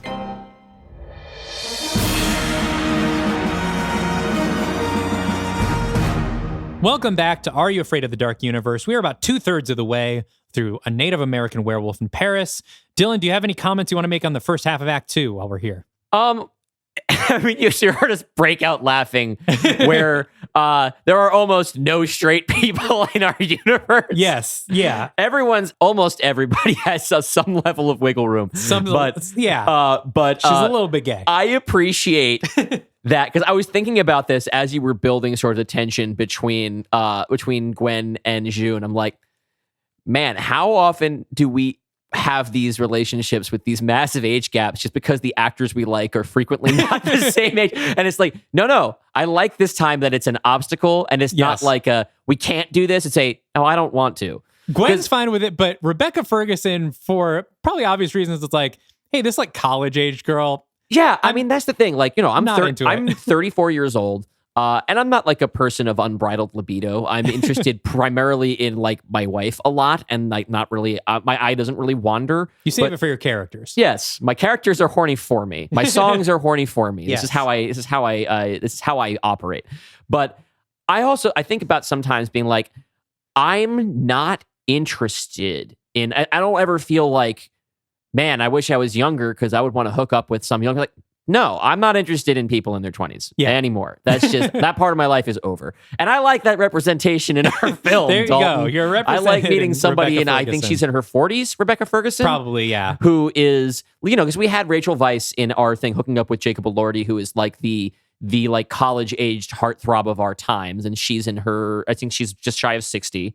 Right, but Jacob Elordi as a character is actually much playing older. a much older character, so it kind of brings it up. But that's not an obstacle for her in terms of like she comments on it, but she's not pretending I'm not attracted to that person because she is. Yeah, I like having characters like no, I'm just like I'm not. I'm an adult woman, and I'm interested in adult women and adult men. Gwen's probably like what 23. Yeah, she can't be that much of that. Yeah, she's like super young. I don't want to hook up with a 23-year-old. I mean, again, not looking to hook up with anybody, so maybe that's a factor. But like, if I were out there on the town, I'm probably looking for somebody about my age. Yeah. So you can see yourself then in Rebecca Ferguson's character. I do, and you know what? I feel seen. It feels great. Yes. I did split up some of the lore because we do get some additional lore here about what happens when you're the last of an alpha line. Yeah, and I like that wasn't all put into the first section because that would be too much. I couldn't just put everything. It was already like I would obviously want to spread things out more, but I had a lot of ground to cover with this movie, and if I could condense the lore into a couple sections, that was good. It also feels as if you've created the situation, and I don't know if this is if we don't always do predictions and stuff here in the middle of a movie because we also are trying to tell a story, but you've opened the door here for Gwen to end the movie as a wolf woman rather than a woman who turns into a wolf. And knowing you, I imagine that's on purpose. We'll see. Anyway, we are now halfway through Act 2, and we have not necessarily met, unless it's June, and there's a big twist coming, we haven't really met our antagonist yet. And that's something, I mean, I assume that Charlie or what's her name from Sabrina and Mad Men's character might be back. Charlie's certainly coming back. But those are the only two suspects that we've met so far in terms of the two werewolves we might be chasing, which is a problem it's a problem either way in our script. Obviously, again, these are abbreviated. We are chasing after, I have it read right that we're chasing after two werewolves right now. We're now chasing after two werewolves. There are two perpetrators, and we have a total of two suspects. That's a problem because either we're halfway through the movie and we have not met one or more of the suspects, or it's a problem in that we have only two suspects and there are two perpetrators and it can't be anyone else. Or maybe they're from previous movies. That I would also potentially have a problem with in the sense of trying to make all of these movies their own movie. This is a franchise. It is a franchise, but I do think that you can do it in sort of a comedic context. Like, I think that in Phantom, you mention the Invisible Man earlier in the movie. Sure. And you can have him show up later. And I think in the Invisible Man, it works because it is a goofy twist. Yeah. But also, he's introduced in a way a new character would be introduced. He's new to the characters as well, Nick, when he shows up in Invisible Man. I think that if we have a situation where we get to this point in the movie and one of the Brixton Bloodhounds, you have mentioned the Bloodhounds, though none of them by name, that's easier sell for me. If we get there and it's like April, it's Jenny Slate's character from the first Wolfman, who is an American, right? And who has not been mentioned since that movie other than in a joke in Werewolves of London, that would be a harder sell for me. Let's see how it plays out. Let's dive back into Act 2. A few days later, Gwen is at home, and maybe we'd have another scene here illustrating the widening divide between Gwen's secrets and Victor and Cassie's secrets. Whatever happens, Gwen is pulled away from it by a call from June. Gwen, I got one. It's heading toward your neck of the woods, toward the university. The university? Gwen glances at her desk, where there's a flyer for the Rally Against Police Militarization on Campuses, which she was given by Joelle a couple weeks ago. Oh, fuck. Action sequence. This one is set to Honor Song by Medicine Singers Lee Ronaldo and Jonathan Gott. Gwen sprints across the rooftops until she's looking down at the massive protest. 1,000 students amassed against a wall of police with riot shields and batons. At the front, she spots Joelle and Charlie, both screaming in the stone faces of policemen. They're pushed back by the riot shields, and Joelle responds by taking a wild swing at one of the cops. Oh, I want to also add, nothing says France to me more than a big fucking protest turned wild to me. So and great job. Gwen Conliffe as well. Exactly. So I think that's a great, it's an excellent choice, Dalton. Sorry, moving on. So Joelle takes a wild swing at one of the cops. He responds with his baton, but Joelle shoves Charlie in front of her and Charlie takes the hit. Gwen's lip curls with rage, but she has a job to do. She sniffs the air, fighting to find the wolf's scent among all the chaos. She finally spots it, just barely, in shadow in an alleyway on the other side of the protest. She calls June. I've got eyes on it. Just need to find my way around the rally. Don't bother, it's in my sights. Sure enough, Gwen spots June on another rooftop, rifle pointed at the wolf. No, June, we have to lead it away from the campus first. I've got a clean shot, I'm not gonna waste it. If you miss, you'll chase it right into the crowd. I won't miss. The shot rings out, and the crowd screams in terror, everyone ducking at once. The police respond with a barrage of tear gas. The group tries to scatter, but they're kettled in on all sides. Gwen squints through the clouds below, looking for the wolf. A desperate shriek grabs her attention. A student's arm reaches through a cloud of gas. A flash of teeth. The wolf is alive. Damn it, June! Gwen pulls a black handkerchief out of her back pocket and wraps it around her nose and mouth, then jumps into the chaos below. Everyone is screaming, pushing, scrambling. She stops to help a small girl who's being trampled by the crowd, but then by the time she gets to the spot where she heard the scream, there's no wolf. Just an eviscerated corpse, face chewed right off the skull. Charlie's voice cuts through the noise. Over here! Everyone, over here! Gwen turns around to see that Charlie and Joelle have found an open alleyway. The entire crowd is desperately funneling into it. And from Gwen's right, giving chase, is the werewolf. The wolf gets to the crowd before Gwen, tearing its way through the students. Gwen points her pistol, but there's too many people around. She talks to June on her earbuds. It's too crowded in here. I can't get a clean shot. Look up. Gwen does so. June stands on the rooftop above her, holding something out over the ledge. She drops it, and Gwen catches. A sheathed samurai sword.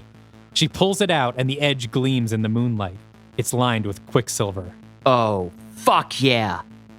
The kids in the alley are fish in a barrel. The wolf tears through them, injuring and maiming a dozen. Gwen sprints into the fray, jumping into the air and stabbing the sword into the wolf's flank. It roars in pain and whips around on her. They stand off in the alley, the wolf crouched in attack position, Gwen standing ready with her sword raised. They charge at each other. Gwen gets a few cuts in, but nothing fatal. The wolf ducks and jumps and dodges, and finally chomps down on Gwen's forearm. She yelps and drops the sword.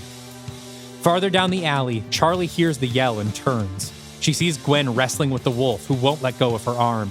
Charlie begins to push her way upstream past the fleeing students to Gwen. Hang on a second. This is the second. That's why I got confused. Yeah. You've used her for Charlie a couple times? Yes. Oh, I thought Charlie was a guy. Oh, no. Sorry. That is confusing. Devery Jacobs, the actor, is a woman. I guess I should have mentioned that Charlie is a girl. No, that's my fault for presuming. Charlie Willowbrook is a female Native American student at this college. Sorry if I didn't make that explicit. No, again, that's what I get for assuming. Let's move on. Gwen's arm is being absolutely mangled by the wolf. She punches at it and tries to pull away, but it's no use. Charlie picks up the samurai sword and yells, "Here, boy, I got a treat for you." The wolf ignores her, but Gwen doesn't. No, go away. I can handle this. Bullshit. Charlie swipes down clumsily with the sword, managing to cut a chunk out of the wolf's side. It finally lets go of Gwen and turns its attention to Charlie. Ah, fuck. Charlie runs and the wolf gives chase, with Gwen not far behind, her arm already starting to heal. The wolf pounces on Charlie, pinning her to the ground and sending the sword clattering to the pavement. She looks up into the drooling, gnashing mouth of the wolf, knowing she's about to die. Then Gwen is on the wolf's back, sword back in her hand.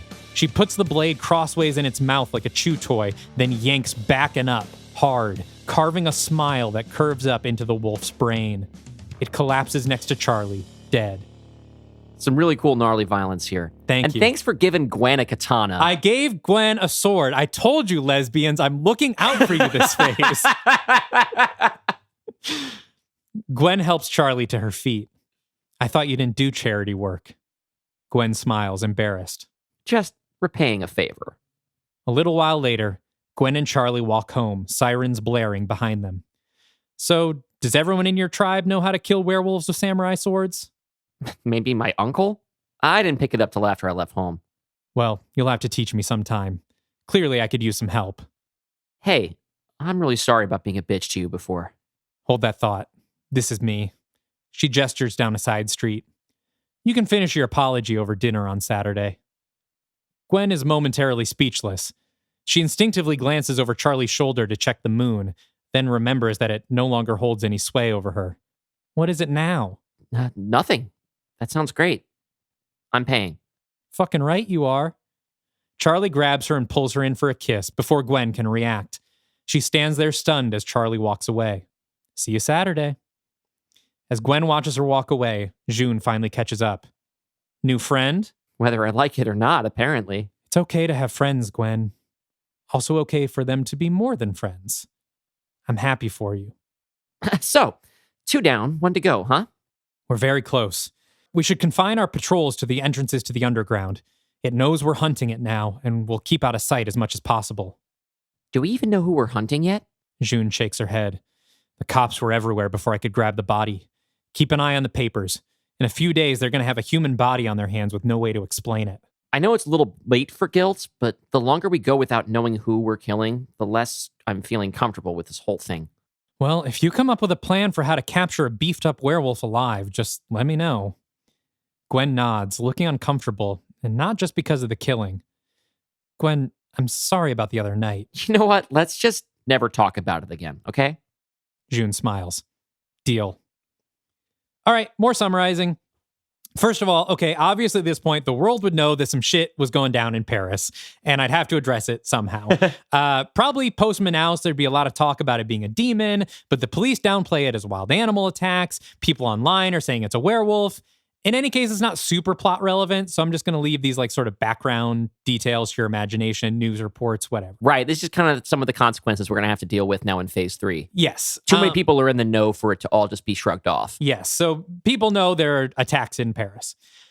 Also here, I think there should be another scene between Gwen and Victor, but I'm going to do something unprecedented, and I'm going to leave this to you for Hunchback. Okay, so this is a scene that I would write, and I will indicate this scene is also in Native American Werewolf. Yes, a version of it. Because given where the scene occurs, it will probably factor into both of our movies in some ways, but I don't know exactly where Victor is on his journey yet because you haven't written it. So you'll have more info than me because you'll know both of our stories.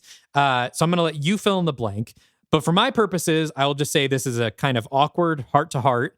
The first time they've tried to connect since their blow-up last month. But things are not repaired. There's still too much distance between them, and they're not able to open up about what they're both going through. So they both kind of leave unsatisfied. All right, great. I got my assignment. Yeah. And if you don't include it, that's actually probably fine. It could be something that happens here. That's the spirit of the House of Frankenstein thing, right? I want to pick up these threads you're dropping for me. And also, whatever Victor is going through in your movie, it's probably a scene with Gwen at this point will be good. It feels like the right time. Yeah, I think that's a good idea. I'll probably put it at around the same point in my movie. Gwen goes up to her room and looks out the window at the nearly full moon. She opens her drawer, takes out another red syringe, and plunges it into her arm. Date night! Gwen goes out in a low-cut black satin dress. It's chilly out, so she wears a red cover-up with a hood on it, if you clock the reference, and also red Converse, because she's Gwen Conliffe. She really makes it work. We're talking about, like, this is a Red Riding Hood bit? Yeah. Okay. Making sure I'm not missing another reference, like how embarrassed I am that I did not twig the Linklater bit. No, did you not catch the Before Sunrise? I'm going to say something that's going to get me fired from my You job. haven't seen I've Before never Sunrise. seen the Before trilogy. Dylan, I can't, we have to keep moving, but I know. You're in trouble after we're done I recording. should be in trouble. I have had opportunities, and I've always been like, I want to save it for a special occasion, or I want to do it a weekend. I can watch all 3, and I've never done it. So for people that haven't seen it, the opening scene in this movie is pretty much verbatim the opening of Before Sunrise, except Gwen is not into it. In the movie, obviously, they're both flirty, but right, and then they continue a relationship that lasts over a real time number of decades. Yes, Okay. Skylar Gazondo was trying to Before Sunrise her on the train. Yeah. I have half a mind to say, please cut this. It's too embarrassing for me to have on the air. Yeah, it's too embarrassing for me to have on the air. Okay, Trim that out. Her and Charlie sit for dinner at an outdoor cafe. The sun hasn't quite set yet. Gwen still looks a bit uncomfortable, but Charlie's not letting her get off easy. So, you're a monster hunter, huh? Kind of. So when you were a bitch to me before, was that your like classic Peter Parker, oh, it's too dangerous to be around me kind of thing? I wish I could say that's all it was, but I've just kind of been an asshole lately. Nothing personal. I've been like that with everyone. So the whole Manaus thing that happened, were you there? Gwen nods. Yeah. My friends and I were the ones that stopped it. Holy shit. And then you all came here to hunt werewolves? Believe it or not, the werewolves are a coincidence. I came here to try and get away from all that. She looks down, unsure how much she wants to share. I lost someone. At Manaus. My ex, I guess?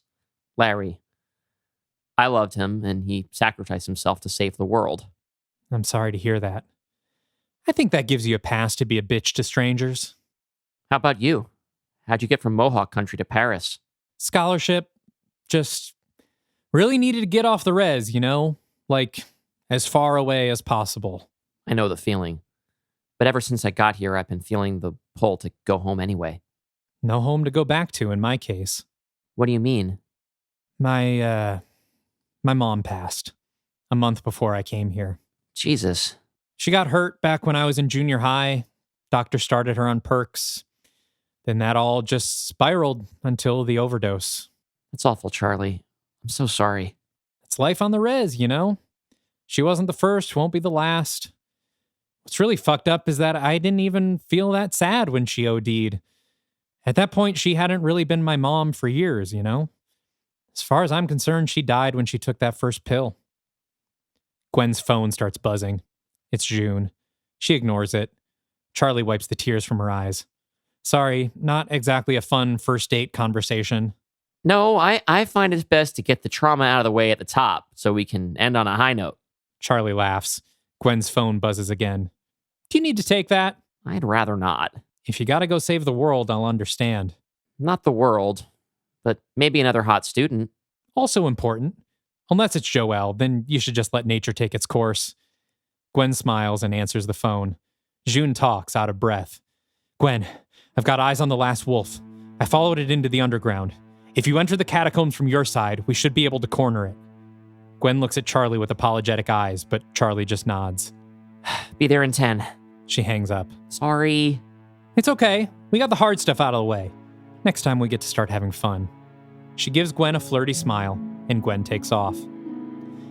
Gwen enters the underground through the catacombs that we've all heard about. They're currently closed to the public, so Gwen has to break in, climbing down alone into its skull-lined crypts. The catacombs are pitch black and silent. She moves quietly, listening for signs of the wolf or June.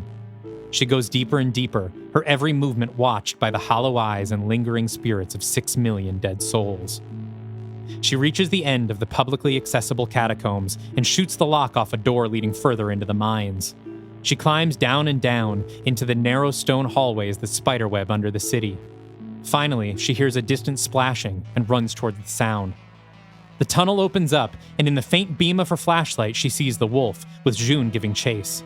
Gwen fires a shot, but misses. The wolf careens down a side tunnel, and Gwen and June meet up and give chase.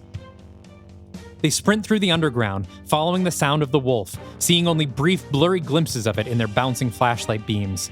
They enter into a large chamber, and June trips over a chunk of rubble and goes down hard, breaking her leg.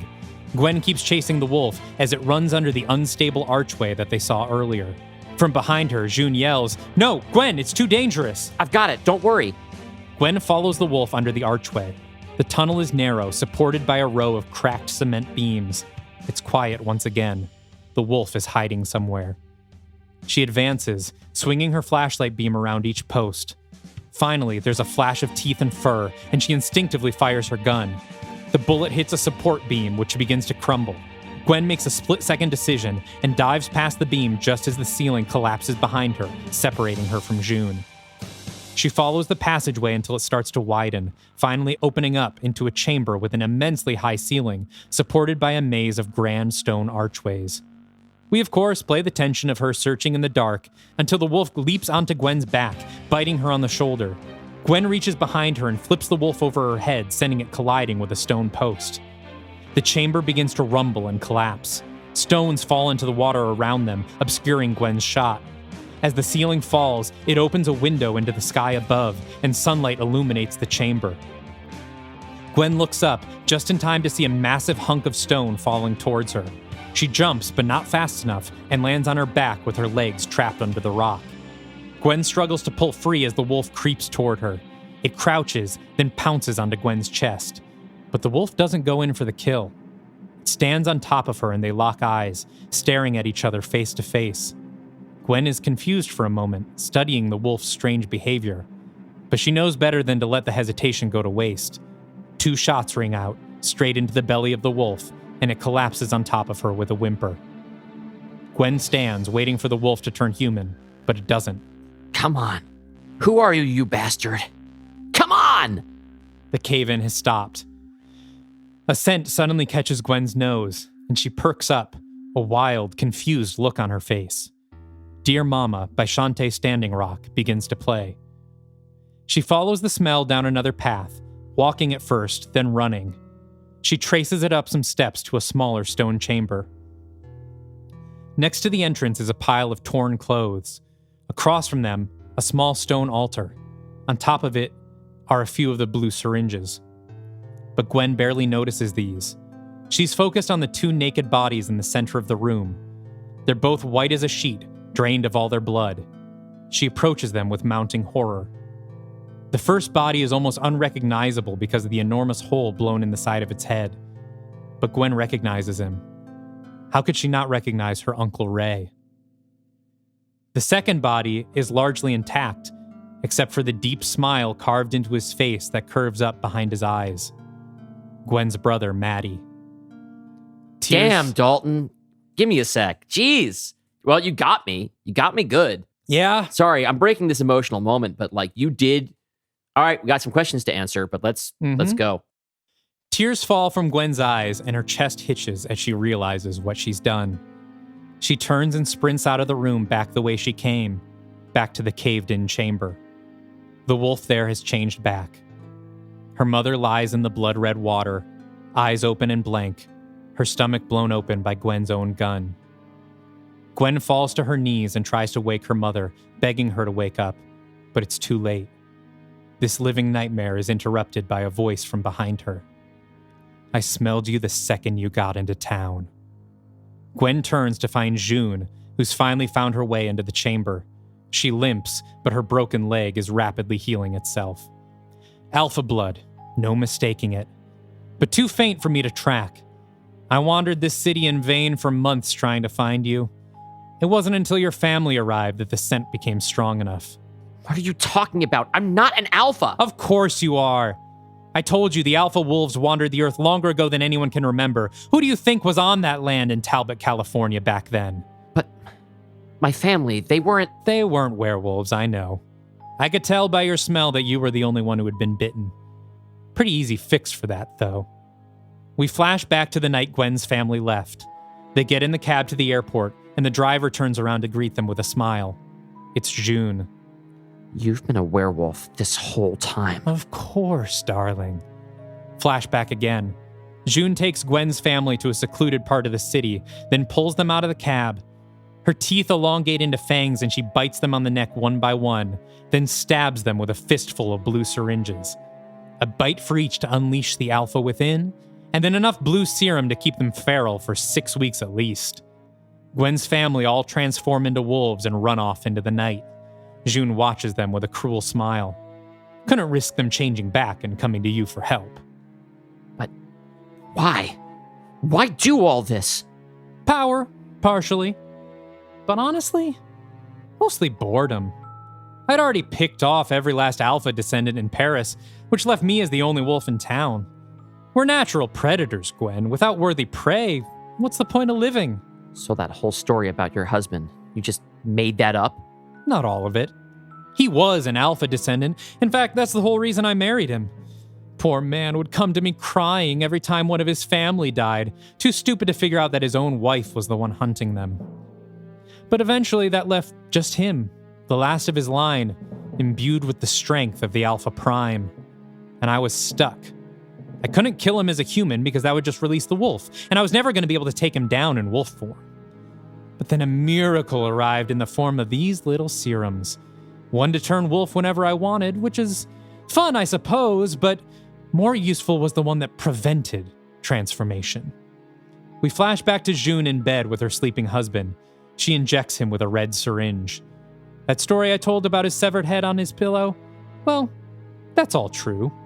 We see a new version of the flashback from earlier. June's husband is decapitated on the bed, but June crouches over him, teeth sharp, chewing at the bottom of his severed neck and lapping up the blood. I guess I got a little overeager.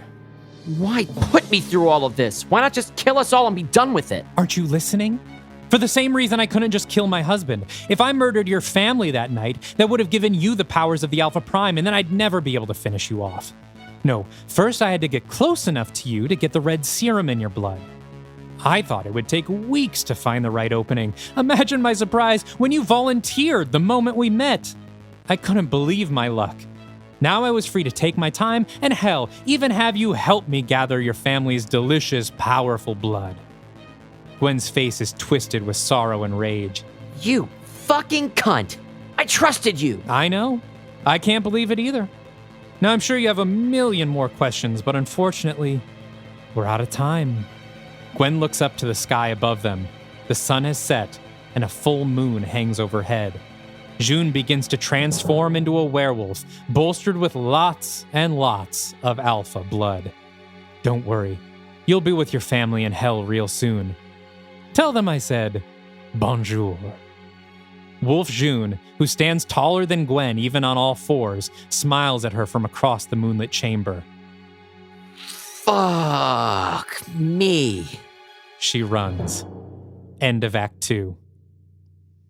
All right, well-executed twist. I mean, June was, like, exonerated from being a suspect for being one of the two wolves by chasing the two wolves. Yes. But it did seem like the clearest way for her to be to graduate somebody to antagonist for it to be her. Yes. But I was effectively distracted by the idea of there being two suspects and two perpetrators. Well, there were three wolves, right? Originally. Yeah, I don't know. Originally three. The third one would be, so the first one to die was... The first one to die was the one they fought in the underground after the Moulin Rouge chase. Right, which of her family members? That was her uncle. Okay. Her brother is the one who is at the protest. Right. That she kills with the samurai sword. And then she's the one, and then Gwen kills her mother with the gunshot wound to the chest. Okay.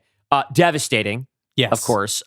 Really pretty much the most awful thing that could happen to Gwen at this point. Yes. The idea for this movie came, I was watching, I think, Ginger Snaps, and I don't even remember the exact scene, but there was a scene where a wolf gets killed, and I was like, oh, wouldn't it be interesting if it was like her friend or something? And I was like, oh, I'm realizing something about werewolves that scare me, which is that you hunt these beasts and you have no way of knowing who they are. Right. It could be someone you love. It could be someone you love. Yes.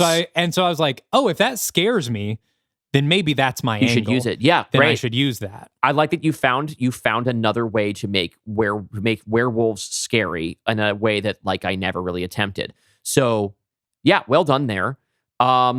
Now Rebecca Ferguson seems almost too easy of a casting job for this because she's always got that sort of anti-hero edge to her. Yes. And she would be, I thought you would buy her as this, like, heartbroken badass. Yes. But then also would it be able to be the conniving villain very well. Absolutely. Now we have a giant werewolf Rebecca Ferguson, which I'm sure will make a lot of people happy. And Gwen can't transform because she took this red serum. Yes. This night.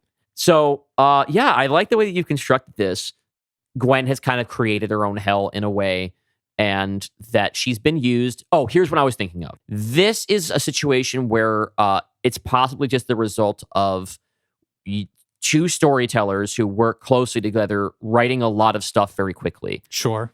The reveal here with June kind of lucking into a scenario where she gets to make use of the weakness of the protagonist, especially with the sort of sexual tension. A line reminds me a little bit of the Carol and Claudia thing in Phantom. True. In that Claudia had this whole elaborate scheme planned, and then a sub-lesbian lands in her lap, and it's just like too perfect. The key difference in my version, they don't fuck. Yes, I know that. But it's kind of similar in the idea that, like, oh, here's a villain who had a plan. Mm-hmm. And then the specific weaknesses of the hero just happened to make it easier for them. Yeah. I don't think it's something that you can't do a second time. I think it should be something we should be careful not to do a third time. Yeah, that's true. Unless we have some really great poetic reason to do it. I think that, I mean, there's only so many ways to do a mystery plot, right? Yeah. But we don't do mystery plots every time. Mm-hmm. I noticed it something that other people will notice. It's the kind of thing where like I think we should be aware of trying not to repeat ourselves whenever possible. But of course, this isn't you repeating yourself. This is you using a similar thing that I already used. Just happens to be it's the same show, it's the same franchise. Just something that came to mind. True. I don't think it was a deliberate reference. I think that they are different. The character relationships are different. Obviously, Carol and Gwen are very different, and the consequences to Carol and Gwen are very different. Yeah. But it came to mind, so I thought I'd bring it up. Oh, yeah, I think that's a good point. And it will be something I'm mindful of going forward. Christ, though, you killed Gwen's entire family. There's a little bit of a synecdoche of the whole movie in the scene with Joelle, and sort of also like Gwen sort of always getting caught in these same traps where she always ends up kind of trusting the wrong person when the right person is maybe in front of her, you know? And like, there's this thing where she interacts with Joelle and she's like, oh yeah, she's cute and her cause is worthy. I'll trust her. And then it turns out immediately that Joelle's a piece of shit. And because of that, as soon as Charlie comes along, Gwen doesn't want anything to do with her. Right. And she's no longer open to talking to the right person because the wrong person has showed up first. And Gwen has been so hesitant. She has purposely not gone home because she's been worried about putting her family in danger. And so she hasn't gone back to be with her family and her people and in a place that she's comfortable. And instead she stayed here. And then another fucking white person, you know, seems to have a worthy cause that will let Gwen take her anger out and be righteous, and it ends up getting her family hurt anyway. It's this hell that Gwen keeps trapping herself in and kind of always trying to do the right thing and making the wrong call, you know? And it's a horror movie, and so I had to kind of tease that out to its sort of ultimate end. No, I can appreciate that. I first of all, I like the way that you built that. I think it's an interesting weakness for Gwen to have. I really do like the way that you're building on top of what's happened so far with Gwen. I think it's a pretty cruel thing that you've done, and we have to occasionally. These are supposed to be horror stories. We said in the beginning we want them to have horror elements, and so awful things have to happen. Right? There have to be reasons for you not to want these stories to happen to you. And that's a difficult line to walk when we also sort of have superhero type shit happening. You have that moment of her leaping across the rooftops that is a power fantasy moment. And Gwen, as she comments on and has from the beginning, talks about how the werewolf, her lycanthropy has been sort of a power fantasy for her on and off. And it's often been a push back and forth between the two of us, even going as far back as House of Dracula, where I like to lean into the power fantasy element of it, and then you like to lean into the horror element of it. And now you've got the tug of war is over for the time being. You get to pull the thing all the way to your side. And I think this is a good way to do it. Well, and we've talked a lot about how Act 3 is going to be grim because we have big plans. Yeah. And I needed Gwen to be at her lowest point ever at the end of this. We're going to be doing that a lot this season. I think in order to build up to our big finale, we need that darkest before the dawn, you know, kind of thing. And Gwen because the structure of our show, the night, it's going to be a long night. It's going to be a long night. It's going to be a long night. And so Gwen Thank God for the guest episodes. Gwen has been pulled into her darkest moment yet. Yeah. Okay. That's where we're at. Hey, let's do Act 3. Act 3 will be short. It's all action. We've got the sort of plot stuff out of the way. Let's have a chase. Act 3. Gwen sprints through the mines, the enormous wolf snapping just behind her. She bursts through the door from earlier, back into the catacombs with their walls and pillars of bones. The wolf follows, but its speed betrays it in the narrow crypt, and it slams into the wall, exploding the bones into dust that gets in its eyes and momentarily blinds it. Gwen uses the opportunity to turn and shoot, sinking her entire clip into June. But when the dust settles, Gwen sees the bullet holes already closing up. June smiles at her with dripping fangs. She's consumed too much alpha blood to be stopped by those bullets now. Gwen runs, emerging into the Paris night and sprinting north, the wolf not far behind. Ahead of her, sirens wail as emergency services gather around the sinkhole that's opened up over the mines. She waves her arms at the police. Run! Everybody, run! The police turn and raise their guns at Gwen, ordering her to stop. Instead, she jukes left into an alley, hoping to lead the wolf away. Yes. I don't think cops in Paris have guns. That's true. That's one of the reasons why we can have such rad protests over there. You're right. I remembered that earlier with the protest and gave them batons, and I forgot here. Okay. So they don't have guns. We'll gloss over for now. It doesn't matter. Yeah. These policemen are going to get eaten. The policemen's eyes widen as they see the wolf barreling down on them. And I guess they don't open fire because they don't have guns. But the wolf is distracted anyway and turns her attention to the cops. Gwen turns around at the One of them has thrown their baton. Yes, they're, who knows? Ignore it. Gwen turns around at the sound of the policeman's screams and seems to debate going to help them, then decides her time is probably better spent putting more distance between her and June. She emerges from the alley on the other side of the sinkhole and sprints towards the camera. Behind her, we can see the out-of-focus June tearing through the cops. She runs until she reaches the Seine River, then stops, out of breath, listening for June. All is quiet. No screams, no howls. Okay, I need a plan. I need to hide till morning, somewhere away from civilians. Just then, she's interrupted by the tolling of bells. An unknown voice cries out into the air. Sanctuary! Sanctuary!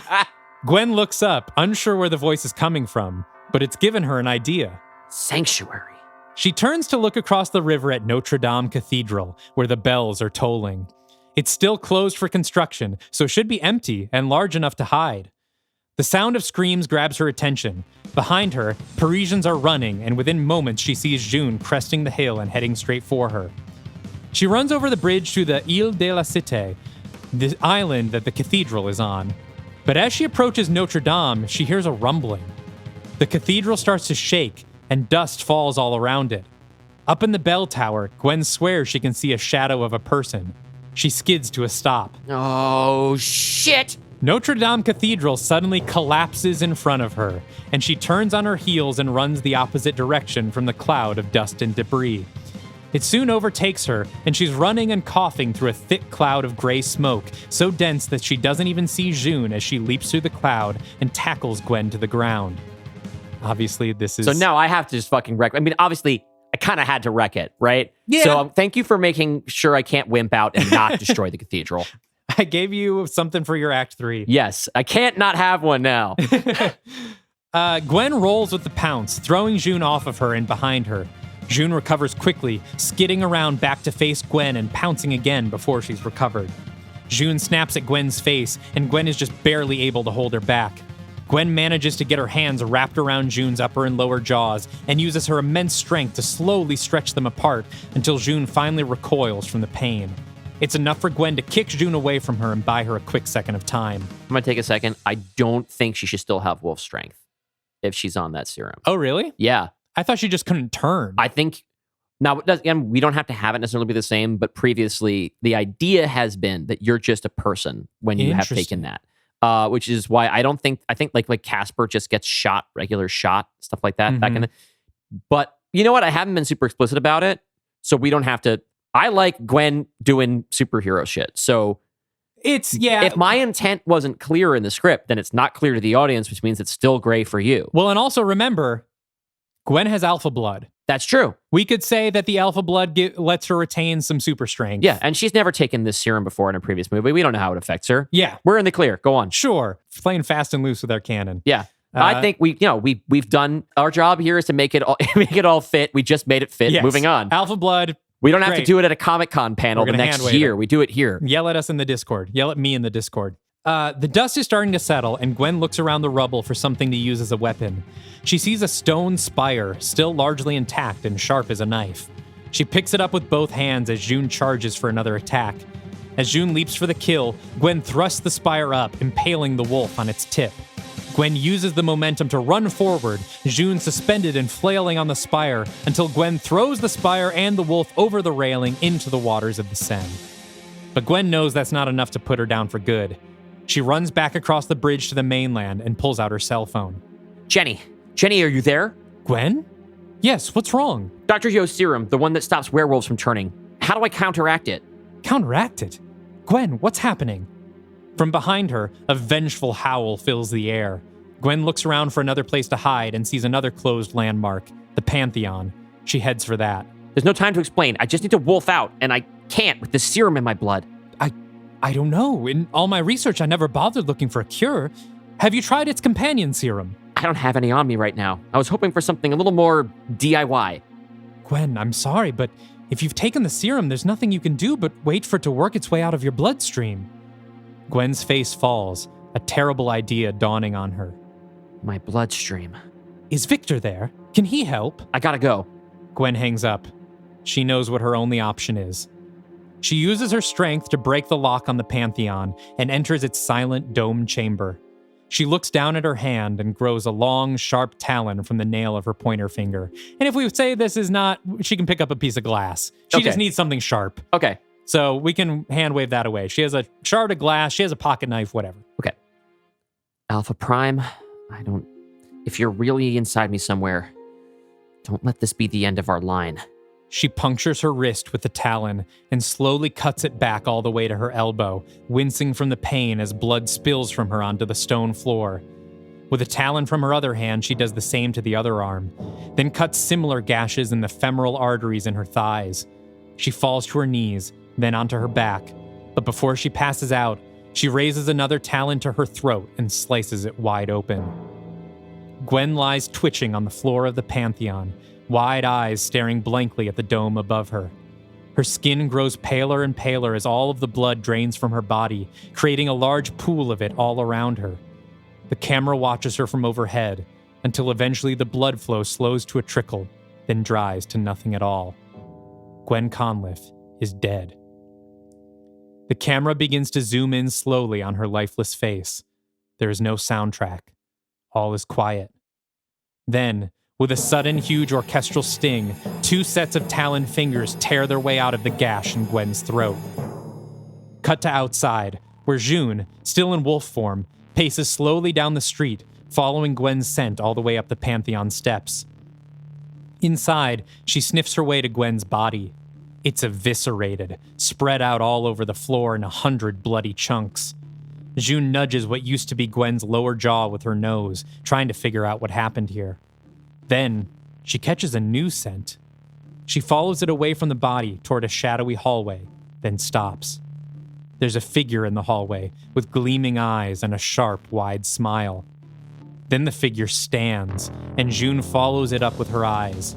It rises over 10 feet tall and takes a step into the light. It's Gwen, in her new Alpha Prime form. She's half woman, half wolf, standing on her powerful hind legs. Her arms are long, hanging down past her knees with oversized clawed hands. Her face is all wolf, mouth foaming and drooling. She still has her signature scar down the side of her face. Rad. June lets out a whimper, then turns and runs. Chase scene! June runs towards Paris's busiest areas, hoping to slow Gwen down in the crowd. Gwen lowers to all fours and bounds after her. Tourists and Parisians scatter as the wolves leap down the street, hopping on top of cars and smashing them with their weight, tossing each other into storefronts. Gwen is like the fucking Hulk, picking up June with one hand and hurling her into buildings. June doesn't stand a chance. She's bleeding and bruised, just desperately trying to put civilians and obstacles between them. Gwen, meanwhile, looks like she's having fun. After a long and action-packed chase sequence that I promise would be more thoroughly choreographed on screen, they arrive at the plaza in front of the Eiffel Tower. Damn right they do. That's right, everybody. Here we are. June charges through the crowds of tourists, grabbing some by the arms and tossing them into Gwen's path. Gwen, who still has her intelligence, does her best to catch them and set them down gently, but realizes she needs to put a stop to this at once. She crouches on all fours, builds up strength, and then leaps. We watch her in slow motion from underneath as she passes between the camera and the full moon, then lands on June at full speed, rolling forward with the wolf in her clutches and launching her high into the air, straight into the side of the Eiffel Tower. The impact dents the steel, and June clambers for purchase as she slides down the side. She lands hard on one of the observation decks, sending more tourists scrambling. Gwen is there immediately, leaping up to the deck in a single bound. June flees, upwards. She leaps from beam to beam, hoping her smaller size and agility helps her avoid the Alpha. Gwen, meanwhile, just climbs the tower like King Kong, clawing through the gaps in the beams for June. But eventually, June runs out of places to run. She gets to the deck at the very top of the tower, where she's soon joined by Gwen. June looks over the side, way too high to jump off. Instead, she decides to try a different tactic. Exerting great force, June manages to transform halfway back to her human self. She's at her normal size, but still covered in black fur with pointed wolf ears. She kneels in front of Gwen. Okay. You got me. I surrender. Gwen instantly shifts back to her naked human form and slowly walks toward June, furious. You can turn me over to Prodigium. They'll throw me in a prison for the rest of my life, and I swear I'll never hurt anyone again. I swear. You're not getting off that easy. You lied to me. You used me. You killed my entire family. June looks up at Gwen with a cruel smile. No. You did. In a final gambit, June shifts back into her wolf form and pounces at the human Gwen. But in a slow-motion instant, the alpha wolf shreds its way out of Gwen's skin again and catches June in midair with both hands. She raises the wolf over her head and twists her body like she's wringing out a towel, tearing June in half and roaring as her blood pours down over Gwen's face. Gwen leaps up to the very tip of the Eiffel Tower, June's top half still in one hand, and leans off the side, howling up at the full moon with rage and power and sorrow. All of Paris looks up at her as sirens approach. We fade out on this image of Gwen, the tower, and the full moon. Cool. Hey, climactic wolf fight on the Eiffel Tower. People exactly called it. what the title fucking promised. There was a Native American werewolf in Paris, and you can't say otherwise. Everybody saw it. Cut to a quiet street a few blocks away. Gwen jumps down from a rooftop and lands in her wolf form, then slowly transforms back to her human self. She's breathing hard, eyes wet. She staggers forward, clearly in shock. Grandmother's Song by Fawn Wood, featuring Cindy Jim Wood and R. Carlos Nakai, begins to play. She wanders through Paris naked, attracting stares from the people on the streets. As she gets back to her neighborhood, Charlie runs up. Gwen? Gwen! Gwen doesn't respond. I saw what happened. Was that you? Are you okay?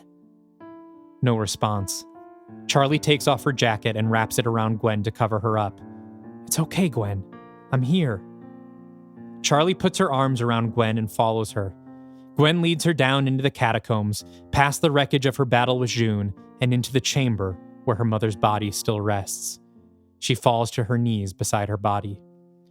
While her mother is naked from her transformation, somehow she still wears her grandmother's beads, the ones passed down from generation to generation, the ones that were never meant to leave their homeland. Gwen takes them off her mother's neck and then breaks down into tears. She collapses into Charlie's chest, who comforts her as she sobs and screams. I'm sorry, Gwen. I'm so sorry.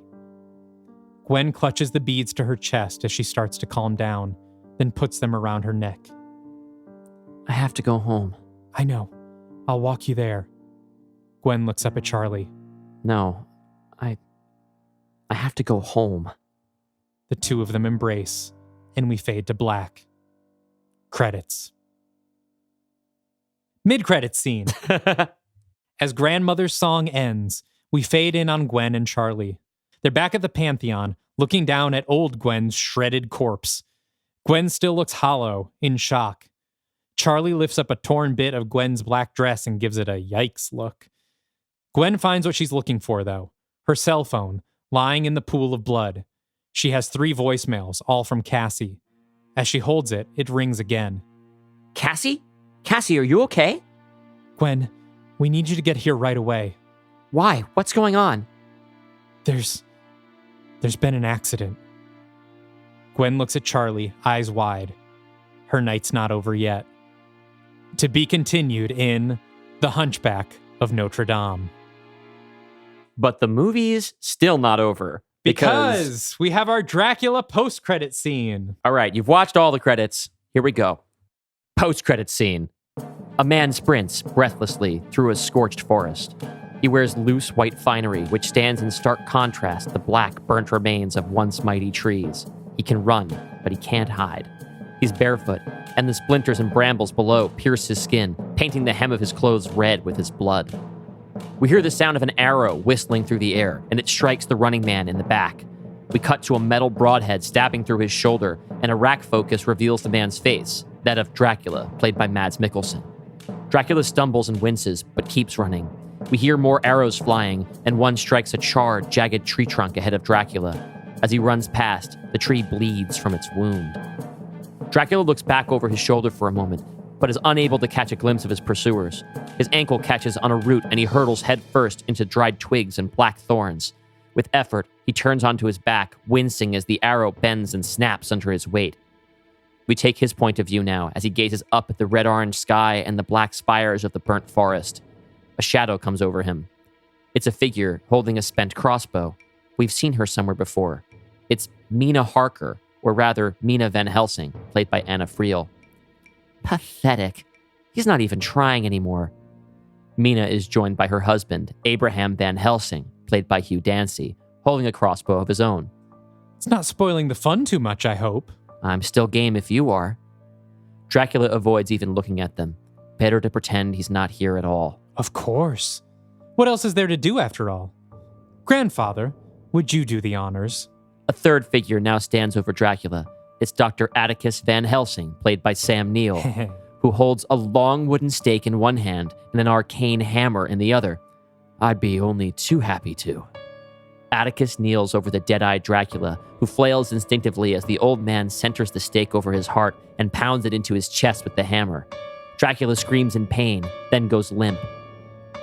Atticus rises to his feet, and the trio walks away from Dracula's body. As we pull back, we see the stake is growing out of Dracula's chest. It crackles and glows like a log in a fireplace, becoming another black, dead tree. The three Van Helsings join a half-dozen other armed figures in the vast forest. We hear Atticus's voice. Shall we go again? Cut to black. The end. End! I'm so glad you picked up what I was laying down with the Dracula stuff, that he is constantly reliving his own death at the hands of his enemies. Yeah, you did chapter 1 of Dracula Lives. Yes. I moved on to chapter 2, which means I've now set you up to do something with chapter 3, which allows you to perhaps use Pazuzu if you want to.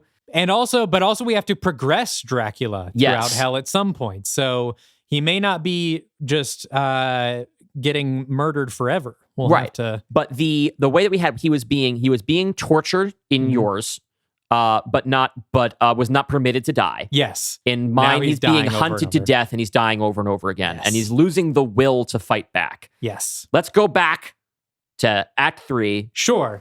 Okay, so... This is where I really wanted to fulfill the promise of my premise. Yes. So Gwen now has the ability to, at will, turn into a 10-foot Hulk werewolf. Yes, whenever she wants. It's not tied to the moon. I thought this would free us up from some narrative constraints. We don't have to keep juggling these serums anymore. She instantly transforms by just this wolf shredding its way out of her human skin. And you know what? That's the kind of transformation I expected, because you've shown me your favorite werewolf transformations from cinema, and they almost always involve a complete creature bursting out of the body of a complete other creature. I love that shit. Yes. I love that shit. Very cool. And I also like there's the kind of horror of she's leaving her skin all over the place, and every time she does that, she's going to leave a complete skin of Gwen. I'm surprised, I guess, a little bit that seems like, I guess we have the option of keeping Charlie around because Gwen's going to go home. We knew that Gwen was going to go home because we find her back in that Silver Bullet trailer in the States. Yep. In the Mummy Heaven's Gate. We don't know whether I think it would probably be kind of a Charlie couldn't go back just for her. They just met. But Charlie does have roots in North America. Yeah. Yes. But Charlie's also in school. Right. So I would say probably it's not a guarantee that we see Charlie again. You might have something more to do with her in Hunchback, depending on, what happens at the end of your movie. But Gwen has opened up to someone who did not betray her. The thing is, so Charlie was not in my idea for this movie at first. My movie originally just ended with Gwen by herself, breaking down over her family's bodies. She had no love interest other than June, who rebuffs her. But then I was watching all these movies. I was watching Blood Quantum, and Devery Jacobs showed up, and I'd been watching her in Reservation Dogs, and I was like, fuck, she's just so good. Yeah, just want to put her in the movie. It's killing me that I'm not putting her in Native American. Because first I was like, I didn't want to put her in because DeFaro Wunatai was in it, who's also from Reservation Dogs. And I was like, I don't want it to just be Reservation Dogs actors. But Devery Jacobs is just so good. And she's got the star power that Amber Midthunder has, where it's like, she's a movie star. Right. I need to get her in this. And so I was like, well, maybe there is a positive love interest.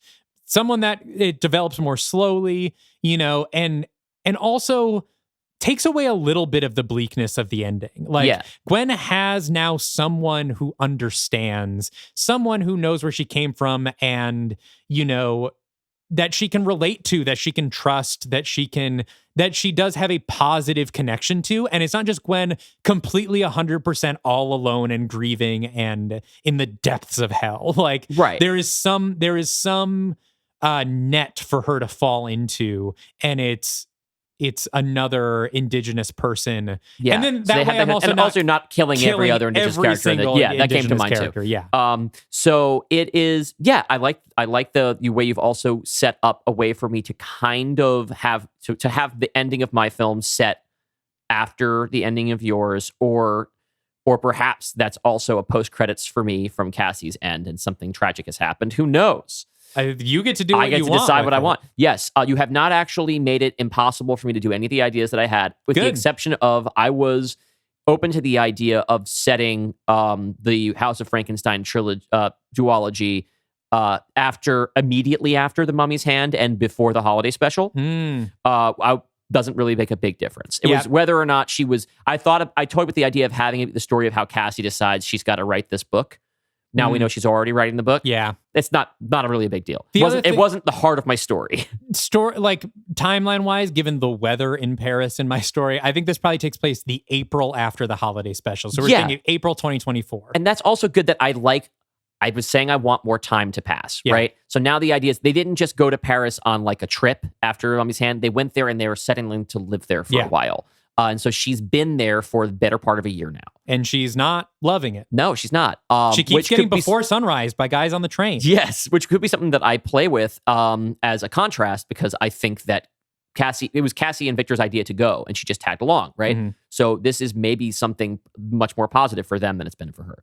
You've given me so much to play with, but let's talk about your script. Okay. Climax is super fun. You get Gwen King Konging up the Eiffel Tower, which I think people guessed because, of course, you have to do it. But first, I really wanted to have Gwen as Little Red Riding Hood. Yeah. She, literally in the Red Riding Hood as the powerless girl being pursued by the wolf, who then gets to turn the tables and be the bigger wolf. Because you get both. Of course, I had to have Gwen wolf out, and I wanted her to maximally wolf out. Yes. Wolf out harder than anyone's ever wolfed out before. But she gets to be the hunted and the hunter. Yep. Which is good. You get to pull the maximum suspense tension, and then you get the big action moment. I think you really found a way to have your cake and eat it too. I do wonder, again, this is not the main thing I'm concerned with, if she's been this alpha wolf the whole time. And she's been the last of her line the whole time. She has not. But the other three werewolves... Oh, so that only works if the other people in her bloodline are all dead. Yeah, which is why June has to do this whole plan, because if she just killed her family and left Gwen as the last surviving bloodline person, then she would have been an alpha the whole time. Right. And so she wanted her to become an alpha while she had the serum. Yes. In her. Okay. But that didn't... How did June then kill her husband? Because her husband was an alpha. With the red syringe. She used the red syringe. But she's already got but Gwen's already had the red syringe. But Gwen drains all of it out of her body. That's why she bleeds herself. She bleeds herself out to get the serum out of her body, and then the wolf is now able to take over. Okay. And save her from death. Gotcha. So it's a complicated web I wove with the lore in this one, but I think it does all add up if it's maybe it's kind of a big mouthful to chew on. Yes, and you'd have another 60 pages in which to make it clear. Yeah. So, okay, that works. I really just I wasn't nervous because first of all, I'm not allowed to be, right? We made the decision that we were going to swap characters this phase. I do not get to be protective of Gwen. God knows I was not protective of Evelyn, right? Yeah.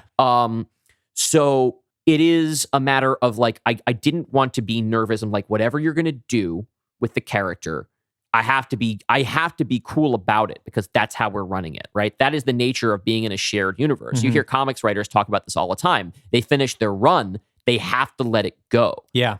Now, of course, we have plans for later for all these characters. We have endpoints in mind for a bunch of characters. I knew Gwen was going to live, as did the audience, because of she was in. Yes, but mostly it was I wanted to recognize her, right? Yeah, I wanted to be interested in what was going to be happening to her going forward. Because as we say, like she's my baby. She's like my main contribution to this world that I am invested in personally. And I think you really honored her in this. I think you did a really great job tried. being true to who she is, moving her in a direction that makes sense. Also, in a way that like pushes forward the larger narrative that we have in mind for these characters and for the emotional arc of our series. I think this is solid. Thank you. I hope people like it. And as far as like the Native American stuff I alluded to at the beginning, I really just wanted my solution was that, and this was sort of the idea with the Alpha Wolf stuff, is that Gwen's people have been there the longest. Yeah. And so it's not a tradition, it's not a cultural thing. I'm not diving into her tribe's belief system or anything. Right, because they're also there in, there are 13 of them. They're all around the world. This is the one that was in the western half of North America. They are First Nations people. Yeah. They were there the longest. So it would make sense that Gwen has the longest lineage of any werewolf in that area. And then also, I like that at the end when she's imbued with all this power, it is the power of her ancestors, right? Mm-hmm. Which, again, I don't want to step on any sort of native truth, but I know that the concept of ancestors and your heritage is a very powerful one. And so while it wasn't my main intention, I like that this power comes from her family and the fact that she is here to carry on her bloodline. And another thing that I didn't intend, but I think you could read a sort of colonialist thing into here of a white person, specifically a French person, literally trying to take the power that she inherited from her family, trying to eradicate her people and take their resources, and Gwen being the person to stand up and use all of their power to fight that off. Wasn't really even my intent, but I like that's something that can be read. No, I think works. Sometimes those things just kind of come through naturally, right? Yeah. Sometimes you're smarter than you think you are when you're writing, and sometimes it's just an accident. Yeah. But no, I think that all works. I don't. I feel like at the end of the day, it is any criticism or question or complaint that I have is something that is resolved by the thing that we always have to hide behind when we make these, which is this is only the idea of a movie. Well, I've got some canon problems clearly with your first two movies. I'm sorry that I fucked those things up. No, listen, it's nothing. It doesn't hurt my feelings at all. You obviously didn't go back and read my episodes. That's fine. It's fine. I feel normal about it. No, I did. I did at the very beginning, and then by the time I developed a lot of this stuff, I had forgotten. No, it goes. I was like, no, I think this works, and I fucked up. I think that's the name that I gave her mother. I think she was Joy in my script. Was she? I think so. Yes. I'll check. Not important. The thing that's important is that I think that you've advanced the character in an interesting way. Yeah. You have made. I know that seems like we are buffing a bunch of our characters going into the climax. Like now, like Jenny has magic. Gwen is the Hulk now. I am imagining the big buff Van Helsing movie werewolf. Yep, exactly. But actually, probably bigger than that. Yeah. Gwen is bigger than Victor now. Yeah. She is, yes. And that's going to kind of put pressure on me to maybe, I'm not to tip my hand as to what I had planned for Hunchback, but like, fuck, am I going to have that power till the end? Am I going to have to make Quasimodo like a fucking hoss now? But then we're going to have too many hosses. Well, it depends on what you do with Quasimodo. I have lots of plans for what I have an idea of what I want to do with the character, but one of my apprehensions has been like, okay, the danger's ratcheting up, the powers are ratcheting up. Like, do I have to make Quasimodo a fucking superhero in order for this to work? But remember, Gwen doesn't have that power until Cassie's phone call. No, I just mean going forward. Oh, like if are you going to make Quasimodo part of the Dark Legion? I mean, I won't say one way or another, but like as the abilities, as the power level of our recurring characters rises, whether you're adding in them as protagonists or antagonists, they're kind of required to scale. It's a Dragon Ball Z problem. I mean, we still have a widespread. We still have Carol. We have Hunter. Jenny will have magic, but doesn't yet. We still have a widespread, and the Avengers have a widespread. You got Hawkeye and the Hulk on the same team. It's fine if Quasimodo's a Hawkeye. Okay, well, we'll see what happens. I haven't settled for sure on any of this stuff yet, and we'll neither confirm nor deny that Quasimodo ends up joining the Dark Legion. But the things that we do need to settle on are the picture lock things, which we will run through very quickly because we've gone so long. Yes. Gwen is the Hulk now. Gwen has the ability to shift at any time of the month. She turns into a much more powerful version. She cannot be killed as a human. She can only be killed in her wolf form. That is something for us to consider going forward. That is important. I'd forgotten about that. Yeah, and she is resistant to Quicksilver, if not immune to it. And the rest you're going to have to pick up in Hunchback. And we have Charlie now, which we can use her. We can figure out where their relationship goes. Maybe she's just a Philip, sort of long distance friend we refer to, or maybe she ends up dating Gwen in some capacity. Maybe they have a long distance relationship or something. We have a lot of options. I love Devery Jacobs, and I would like to keep her in our dark universe, but the ball's in your court now. So with that, let's lock it in.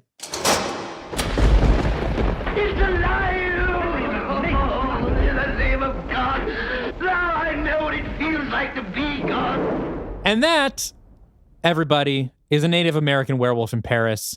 I hope you enjoyed it. I tried to, even though I knew it was going to be bleak with her family dying, I tried to put in as many, crowd cheering moments by giving Gwen a sword and having her kiss hot ladies as possible. So hopefully you're not all mad at me. But if so, let us know. Sign up for the Patreon, patreon.com/Dylan and Dalton. Join us on the Discord where we're doing movie nights. We just had a bonus pod come out last week.